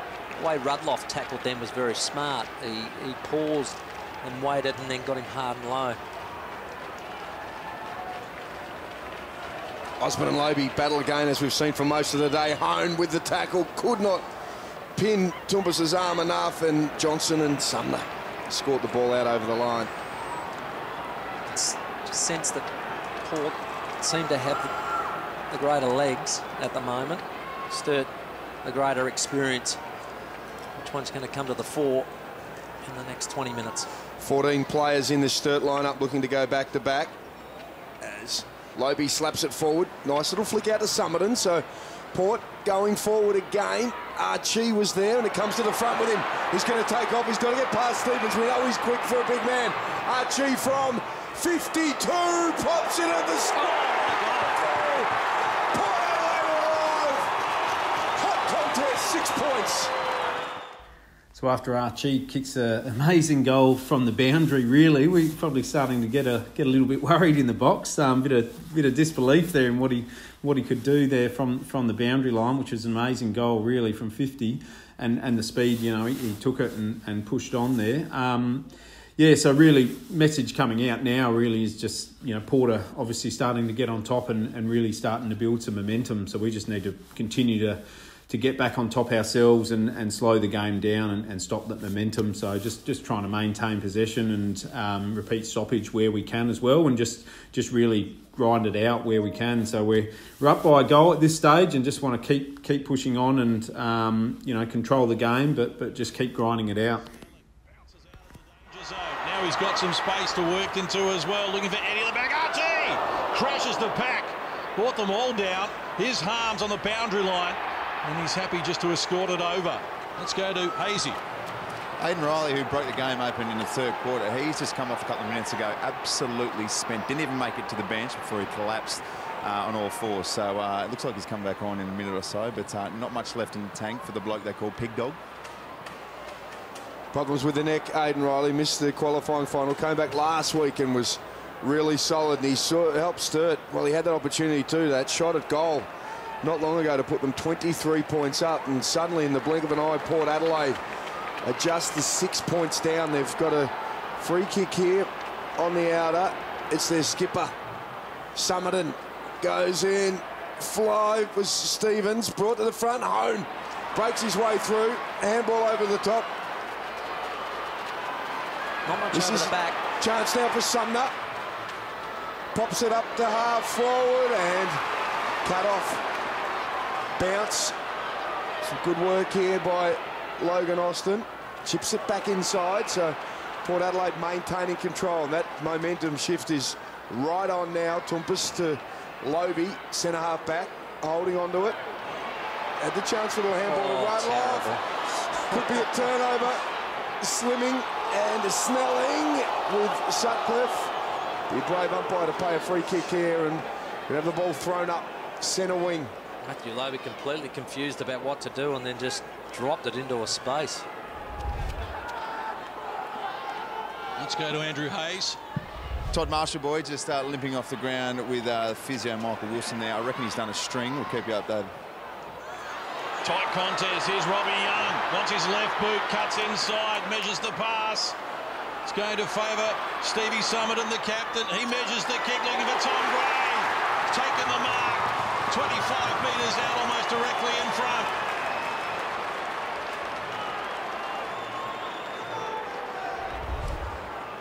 Well, again, that was Will Snelling at the stoppage. Yeah, the tiring of the hard ball getters in Kirkwood and Battersby and Riley has allowed Port Adelaide to get on top in that area, and Will Snelling got out of there way too easily, and then some clever work by Young and Summerton to set up Gray. Goal kicker in the second quarter. He's put it through. We're tied away here. 13 minutes played in the last quarter. Robbie Young out wide to Summerton. Summerton just with some poise.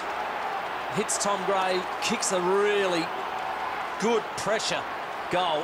When you set shots. So scores a level after Tom Gray's goal. So I think the feeling in the box right now is probably a fair bit of nervousness going on. Obviously, Porter coming very hard and seem to have some legs and some speed still running around against us. But you know, we just need to back the guys in terms of what they can do and back the game plan in. You know, we were played in the granny last year, so we know what it's about, and we just got to continue just to keep working really hard, play smart and composed with the footy in hand, and just to keep applying really strong pressure on Port all over the ground. That contested maul type situation. Clearances 25-33 in favour of Sturt. Again, just bubbles out. Tumpus, quick kick forward. Going back, Fraser Evans just plucks it with the right hand. Going over. Here's a chance for Port Adelaide. Stevens close. Evans is Aidan Johnson. Archie's in there as well. Another hot contest. Tom Gray has it. The man who's got a couple of goals alongside his name, and tension, you can feel it in the crowds come alive. They're just pushing it forward now, Port Adelaide. Really up and about. 7-4 in clearances, 18-10 contested possessions this term. Wilson can't get it away. An arm pinned. And Port Adelaide snatch momentum here. Lobe wins the tap once more. Shark by Riley. Gets it onto the left boot to the centre of the ground. Dodd the target. Bonner over the top, gets a good piece of it. Here's Mark Evans, needs help. Wilson, miskicked. Cut off by Bonner, in traffic. Kept his head, but his kick's not a good one. Squiddy in the perfect spot again. I reckon he goes to hit me on the lead. I should have taken that, but it's right. Take it out, which it was out, but should have grabbed it, but look at Louis Sharrod there, give me a bump. We're onto that soda, no doubt about that. Score's locked away, 16-minute mark last quarter. All the little things count now, don't they? Lobie against Reed. Loose ball. Snelling there again. Appeared to be taken high. Umpire didn't see it. Felt like I had to make up for my last one, so get on the feet, get it on the boot. As always, kick it to Corey. Oh, I don't know. Look, I would have paid it, but I'm not an umpire. Double Blues with numbers around this contest. And Leanett wrestles them to the ground. Let's have a look at the replay. Did he get it? Did well there. Logan Austin in the contest. Outstanding work by Austin, not giving away the free kick there. Lobie reaches out over the top. McMahon was in there as well. Wilson goes with a little toe poke. Tumpus, the extractor, pulls it out. He's taken down. Here's a chance for Wilson. 2-on-1 with the tackle there. Little Robbie Young getting involved. That worked from Sutcliffe before to get the ball to Beard with some outstanding football. Scores level. Nearing 17.5 minutes. Wilson's in there as well and flicked out. Free kick is going to be found. Double Blues against Palmer. Here's Aiden Riley. He was a catalyst to get things going in the third term. Taken down his Beard. He's got a free kick. It's going to go against Austin. Riley, the former Magpie. And Corey Beard is going to have the chance, and he's just been given a 25-metre penalty for the ball not given back to him on the full. So this is a goal to Sturt on the line. Beard, remarkable situation. So his chance now to kick his second, and Sturt will lead it by 6 points a couple of minutes out from time on.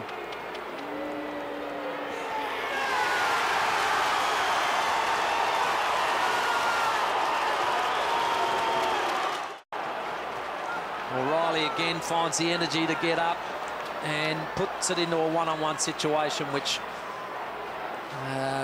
Logan Austin didn't handle that one well as he did the previous, and gives away the free kick from point-blank range.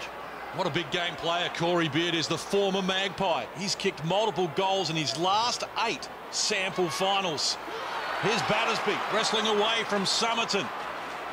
Deep inside the 50, Sutcliffe can't control it. Bonner comes across for the Magpies. Did well to get that up. Now he finds Somerton. Has Snelling in support. He wants to go inboard. Atley gets involved. Snelling again. Here's Jimmy Tumpus. Measures the pass. Eddie on the lead. The pitch is in front of him. Coming out, Fraser Evans. Has Jack Stevens in support. Quickly onto the boot. Needs to be precise. Wilson couldn't complete the mark. Magpies with numbers around it. But Wilson does well to halve the contest. Didn't like Eddie waiting for that ball then. Got to attack it. At all costs now. There's nothing in this game. And you don't get a second week. Just about to tick over in the time on. Aiden Riley goes back to Cahoon. High kick. Beard again. Let's see how Austin handles him. Good punch. Hone over the line with Drew hot on his heels. There's Chad Corns. Got Aaron Young behind him. Stewie Cochran to his right and Trent Henschel to his left. Chad looking to join his father as a Sandful premiership coach. Port Adelaide coming in. 7 wins on the trot. Sturt, well, they have been remarkable. They've only lost 2 of their last 17 after dropping their first 4. This is evenly poised now with the Blues a goal up. Pretty tense stuff. No time left. Has to be a quick break. McMahon finds it. Strong body work as well. Let's go down to Rhett Biglands. Just pure exhaustion at this stoppage as we look at all the midfielders with their hands on their legs. They can't get any free-flying play, so they have to be disciplined here as well, not to give any free kicks away. Lobe wins the tap. Wilson finds it for Sturt, dragged down, going nowhere. They're third up in a clearance, I reckon. Third up and a runner. Osborne looking for Riley. Lobe stole it, jams it onto the boot. Sturt with numbers around the contest. Guy Page gets it onto the boot quickly. Loose ball in dispute. Which way will it bounce? Well, Tumpus went high. Wilson drew the contact. Now a chance to get the double blues forward. 21.5 minutes played on the lead. Beard. Austin did well there. Cahoon picks it up. Battersby around the body. Hasn't got the accuracy. It's a minor score. It's a vital point, though. It's the 7-point lead, which puts you in the hot seat. No doubt about that. Port Adelaide didn't want that. They needed to get it down their end and score a goal to draw the game. Battersby with a point, and this is Willem Drew. Little chip looking for... There's an absolutely crucial point from Batsy there. While the goal would have been nice, we knew that going 7 points up at that period in the game was such a good position to be in, particularly so late in the last quarter. So we were really just trying to restrict the flow, stop Port from scoring, and really just hold on to that lead that we had. Goes to Sumner. Opportunity up for him to go with the kick. Beard one-on-one with Austin. Free kick this time, no. Austin's alive. Flicks it in under enormous pressure. Blues. But Port Adelaide hold it out well. Little kick has found Joe Atley, so he's come back onto the ground after he was nursing that little leg, was limping, and goes out to Lobe at centre half back. Approaching the 23-minute mark, perhaps 4 minutes left. And Leonard, who won at the Sturt last year, trying to extricate the Magpies now as he finds Willem Drew, looks inboard. Tumpus started the game very well, Jimmy Tumpus, and hasn't given up. Disposal 27 for him. This is Lobe. They need to get the go forward happening, though. Across the ground, Young with a runner. Taps it to the advantage of Matty White. White looks up. Archie the target. Was he bustled out of a free kick? Archie's goal was a moment that I do remember very clearly during that last quarter. I mean, to kick a goal like that on your left foot, on the run, on the boundary, on grand final day in the last quarter when your team needs you, you don't forget those moments too easily.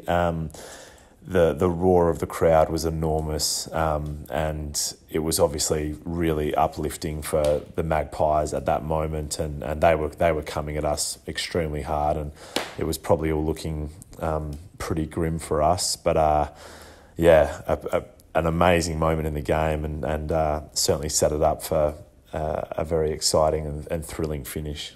And a clearance to get that 1 point, and Sturt need to hang on. 2 goals in this final term from Archie. They got the clearance too. Atley goes out, running out into the direction of Aidan Johnson. We know he's got speed. He's got to take on Guy Page. Page wins it. Crocker, high kick, running back. Good hands. Atley runs on near the top of the square. McMahon flying on his own, in over the back. 3 Sturt defenders work well to bring it to the contest. 1 point the difference.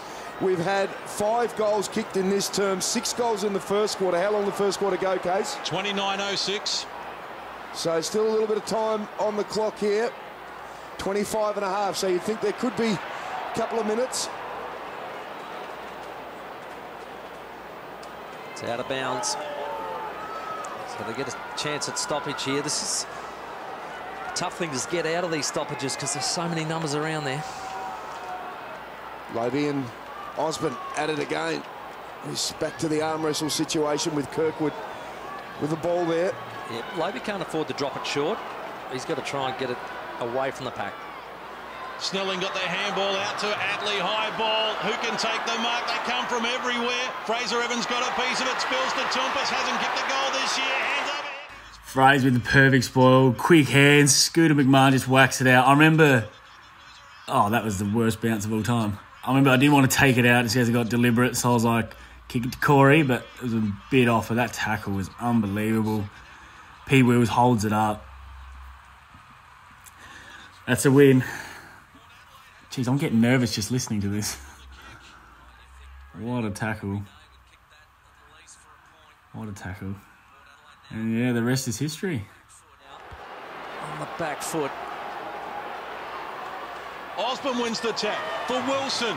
Just gets some real estate for them as he bustles it up toward the half-forward line, and Beard will be happy to take it. Have a free kick against Logan Austin. Corey Beard, free kick. He's going to take his time in getting up. He knows. The clock's there. Runner telling him what's happening. He'll take the time that he can here. And Corey Beard will just drive this long. Gets it into the square. McMahon lurking there.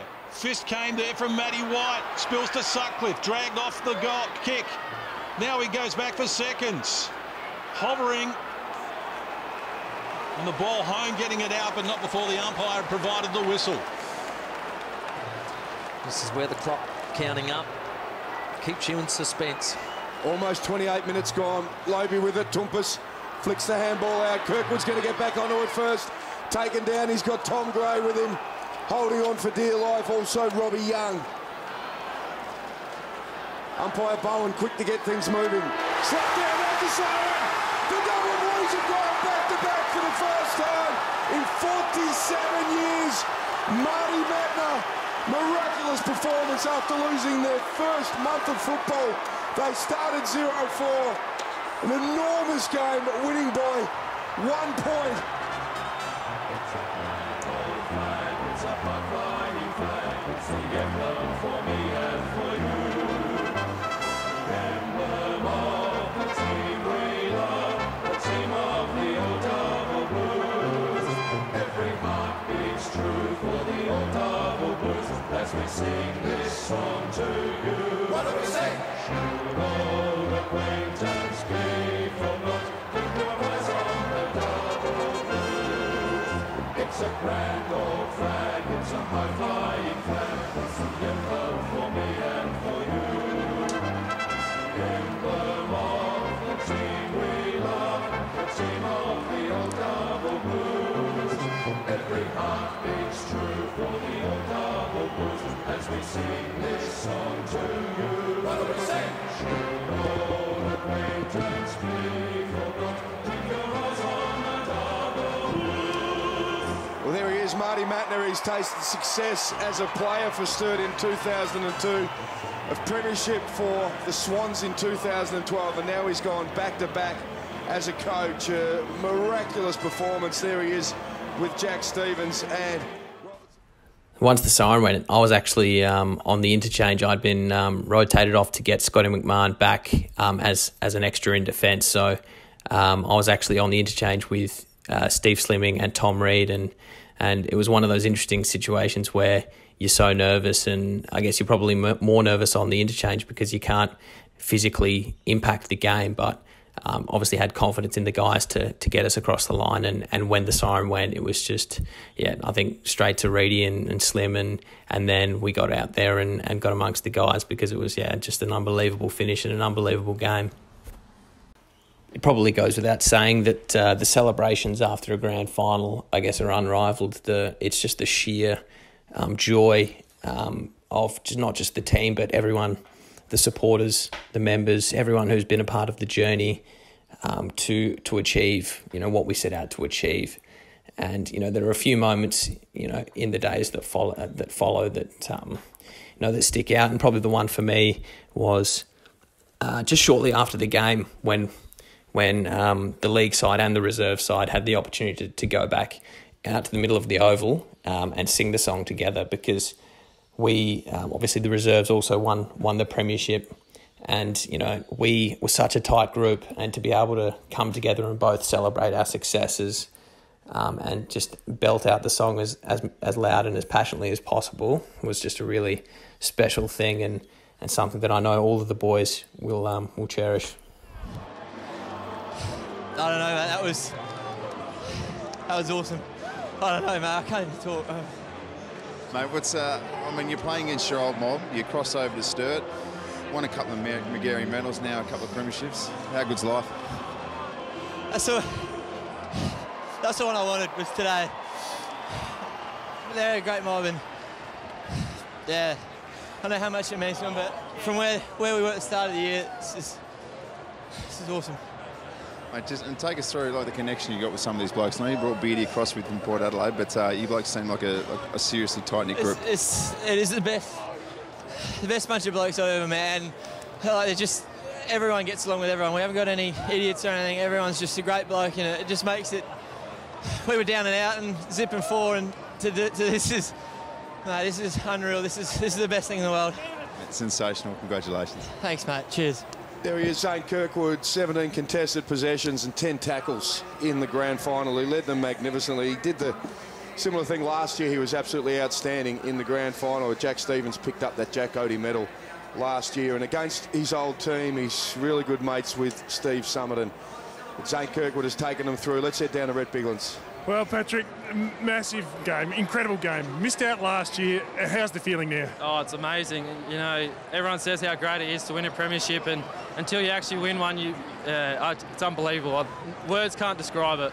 Certainly, they just kept coming at you. You never, ever had it in the bag, and everyone was right on their toes the whole time. We knew at three-quarter time that they were going to throw everything at us, and we just wanted to make just a massive fight. We just wanted ball up, and then they got a bit of a run on, and Archie kicked that long goal, and, you know, for a second I thought, oh, they're coming. But, yeah, we just got home in the end. It's amazing. I noticed your body language at three-quarter time in the huddle. You were up and about talking to everyone. It meant so much to you. Yeah, there's a few of us who watched on last year, like Stephen Slimming, myself, and even a few of the reserves boys who got to experience it today. You know, they just don't come often, and, yeah, I just wanted to win it so bad. It's amazing. Well, the 18s, the reserves and the league, it's going to be a big night at the club. Yeah, it's going to be massive. So everyone get back to the Arkabar. Congratulations, mate. All the best. Thank you. Paddy Wilson was a hard luck story last year. He did that shoulder in round 5, but he's back this year with a flag around his neck. Andrew Hayes. Thanks, Sadie. I'm down here with Aiden Riley. Mate, seriously, what a result. I reckon from the middle of the third quarter, you look absolutely spent on your feet, but you found a way. Yeah, I was pretty gassed. It's been a bit of an interrupted year for me, so haven't really been able to string some footy together, which means the match fitness isn't probably where I like it. So, yeah, I was out on my feet in the last quarter, but, yeah, you just got to keep going. It's the grand final day, yeah. So what was Marty telling you guys at three-quarter time? Pretty much just to keep playing the way we were playing, keep making it a contest.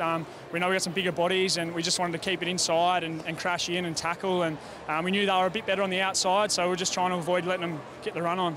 So, mate, what's the plan tonight? You've done this before. You're going to be better at celebrating tonight? Yeah, I might take it a bit easier earlier. Last year I went a bit too hard early. So, yeah, we're just back to the Arkabar tonight, one of our sponsors, and going to get all the members back there, hopefully, and it should be a good night.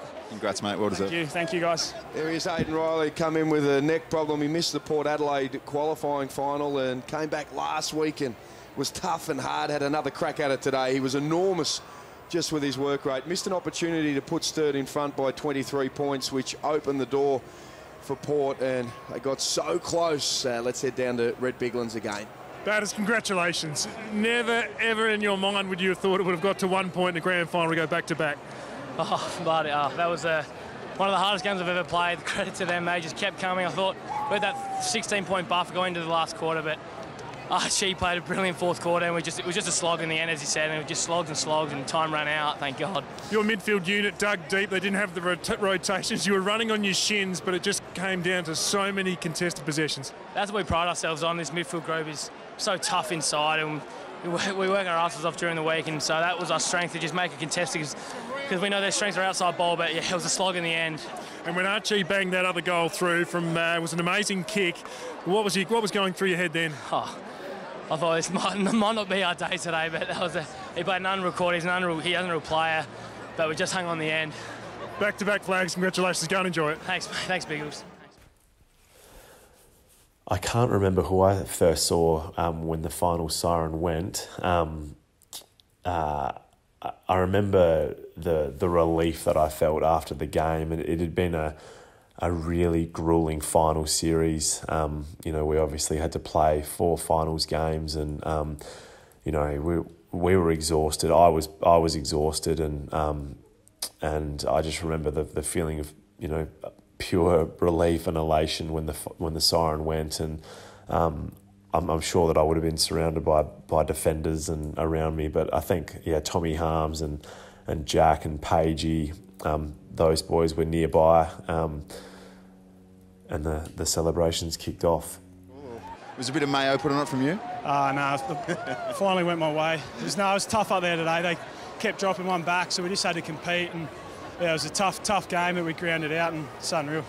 I'll ask the same question to Zane. You've crossed over from Port Adelaide. 2 years, 2 premierships. Not a bad result. Not a bad move from you. Yeah, unreal. We didn't play a final until 4 years ago. Now I've played 10 finals, two premierships. It's been unreal. Can't believe it, and it's just, like I said, surreal at the moment. Mate, enjoy it, soak it up, well done. Thanks very much. There he is, Corey Beard, another outstanding season for him. His second year where he's finished second in the Ken Farmer medal, and coming into today he's had the 60, so he's finished with 62 goals, and Brett Eddy not able to kick a goal today, so he's going to finish just behind, but of course Corey Beard played the extra games. And Tim Ginniver, we know it was a tough, tight contest. When you look at the tackle count, it's quite phenomenal. Port Adelaide 138 to Sturt 124. They are enormous numbers. Huge numbers because of the way Sturt wanted to play. You heard them say, we just didn't want them to get on the outside of us, and they did it well. And that's where they were at their strength. They've got the bigger bodies, the more experienced players that were able to do that work in close. And in the end, they pretty much had the game on their terms. When Aiden Riley missed that set shot and Port Adelaide went down the other end and kicked their goal, I actually thought that could have been really costly. I thought that if they lose the game, that was the tipping point. But in the end, they were able to hold on and stop Port Adelaide doing just that one thing, that last piece of play where Eddie has a chance to switch it around his body and kick a point. Even then, just enough pressure on to turn that ball over and get it down there and then just be able to hold it inside 50. So it was a terrific result. Just see Sam Cahoon on camera there, chose not to go back to his original club in Central District after getting delisted, and he's now got himself a premiership as we head down to John Casey. Ladies and gentlemen, what a terrific afternoon of SANFL action. The biggest crowd in almost 20 years, and we cannot provide a close and riveting contest like that without two magnificent teams. I'd invite you now to put your hands together and congratulate both Sturt and Port Adelaide. And I'll invite the Magpies captain, Steve Summerton, to please come forward and say a few words on behalf of his gallant team.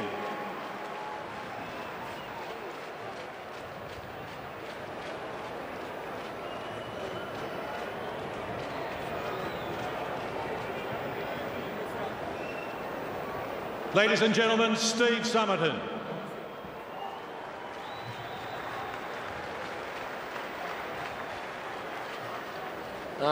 First of all, congratulations to Zane, Marty and the boys. Too good on the day. Well done, enjoy it. To our boys, super proud of the effort we put in today. It's been a great year together. We'll be back bigger and better next year. And thanks to the SANFL for putting on a great show today, and to all the supporters from both teams that come out, especially the Magpie Army that come out. The boys really appreciate it. Thank you.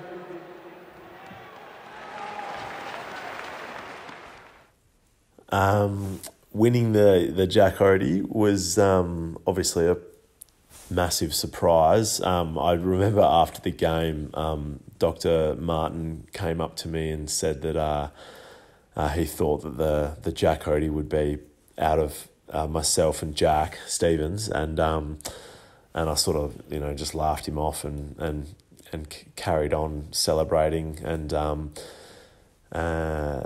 anyway, yeah, sure enough, for some reason my name got called out, which I think I've watched the game a few times, and I've been around footy long enough to know that I really wasn't the best player on the field that day, but I think that the game was so reflective of a team performance, and it was so tight, and there probably wasn't an absolute standout best player. I mean, if Port were to win, then Jimmy Toumpas probably would have won it, but because it was, you could have probably thrown a blanket over the whole team, to be honest, and anyone's name could have come out. But I think maybe what got into the vote givers' heads was that Brett Eddy needed to be shut down for the Sturt to be able to win, and maybe that's what got me over the line with the Jack Odie. But look, it was I guess a bit of a cherry on top moment for me, but something that I do look back on with a bit of an uneasy feeling about it all. I don't necessarily think that I was the best player on the ground that day, but sometimes you get lucky.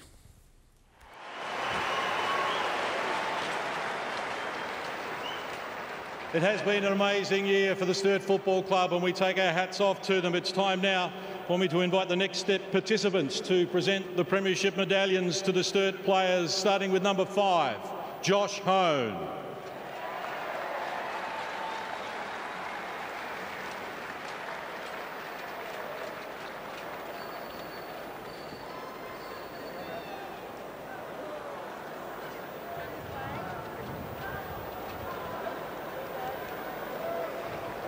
Wearing number 7, the Jack Odie medalist, Fraser Evans.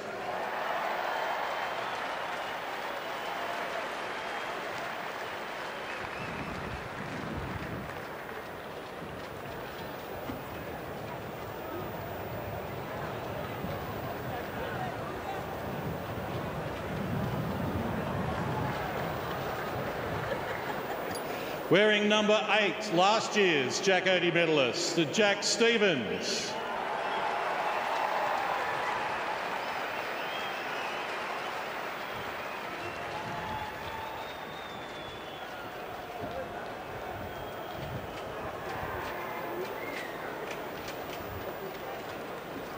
Wearing number 10 for the Double Blues, Byron Sumner.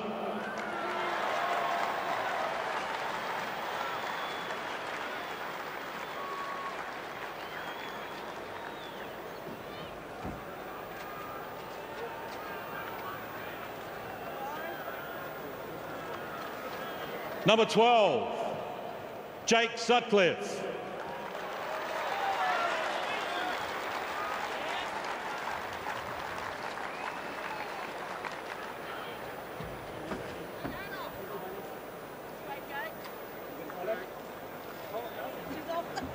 Number 13, Pat Wilson.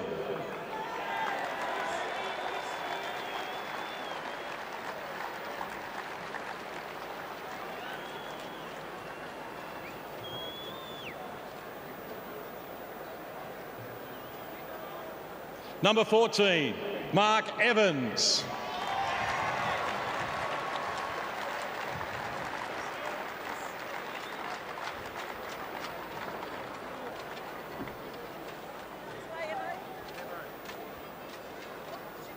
Wearing number 15, Scott McMahon.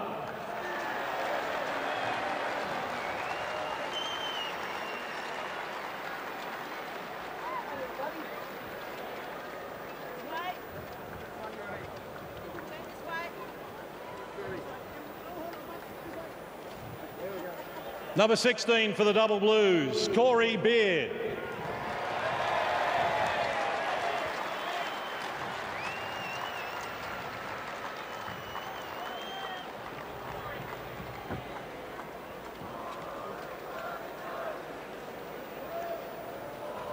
Number 19, Tom Harms.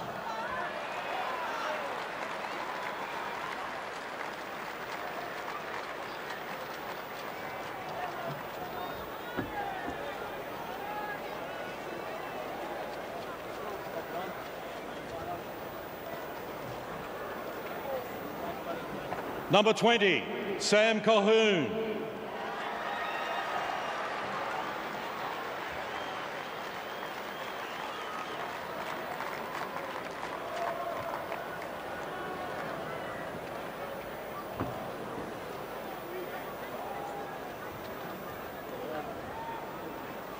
Number 23, James Battersby.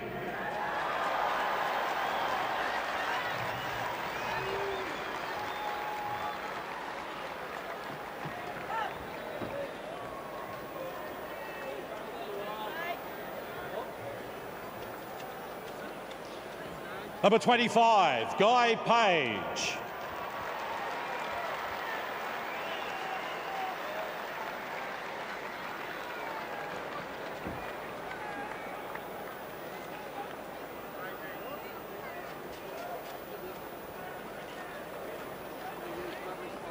Number 30, the Man Mountain, Jack Osborne.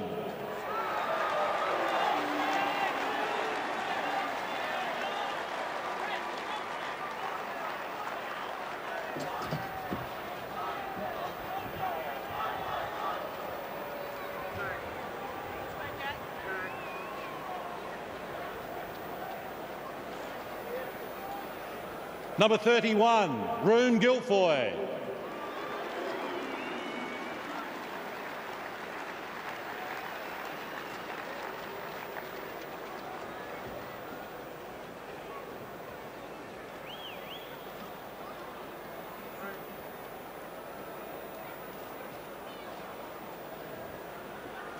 Number 35, Tom Reed.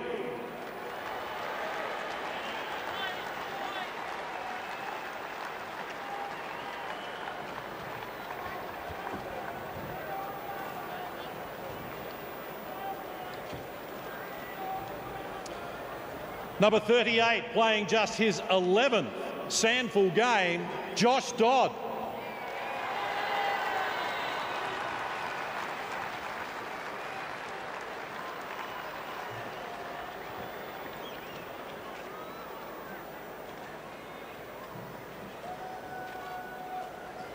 Another teenager, Stephen Slimming.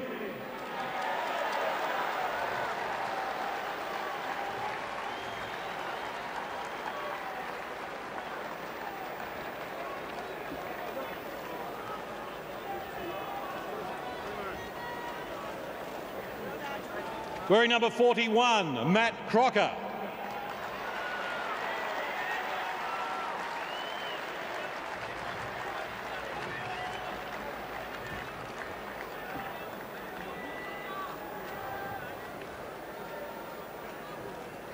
And number 43 for the Double Blues, Aiden Riley.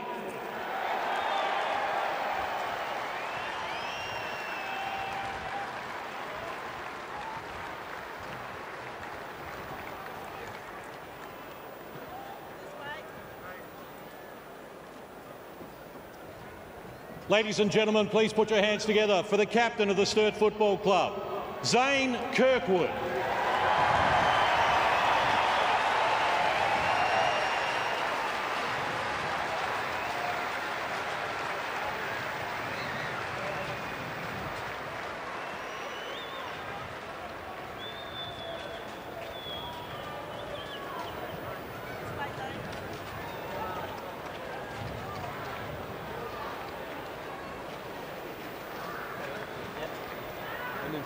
Yep.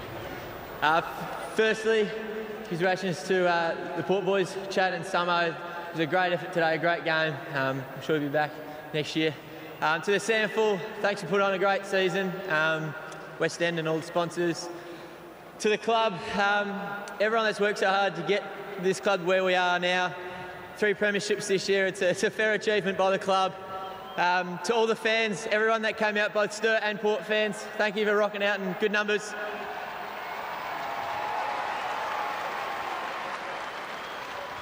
To Marty and all the coaches, unreal job by you guys, didn't panic when we were zipping 4. To the boys, the heart they've showed this year, the resilience, it's unreal, and I couldn't think highly of a bunch of blokes. It's unreal. Cheers. Well done, Zane. I'd now like to call on Howard Norman, representing Maccas, to come forward and make the presentation to the winning coach of 2017, Marty Matner.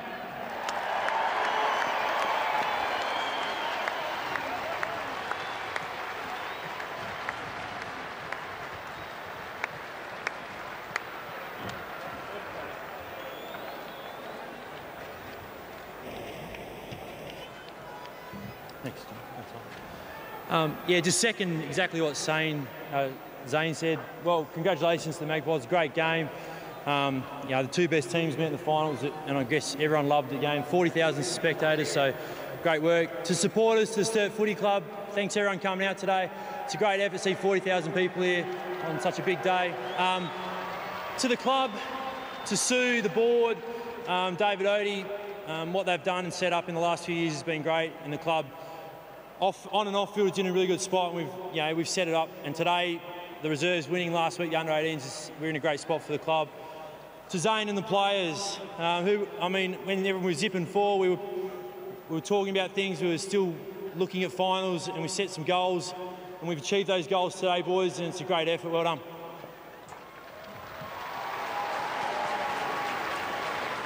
And ladies and gentlemen, I'd now like to call on the SANFL chairman, Mr. John Olsen, to make the presentation of the Thomas Seymour Hill Trophy. The 2017 Premiers, Sturt.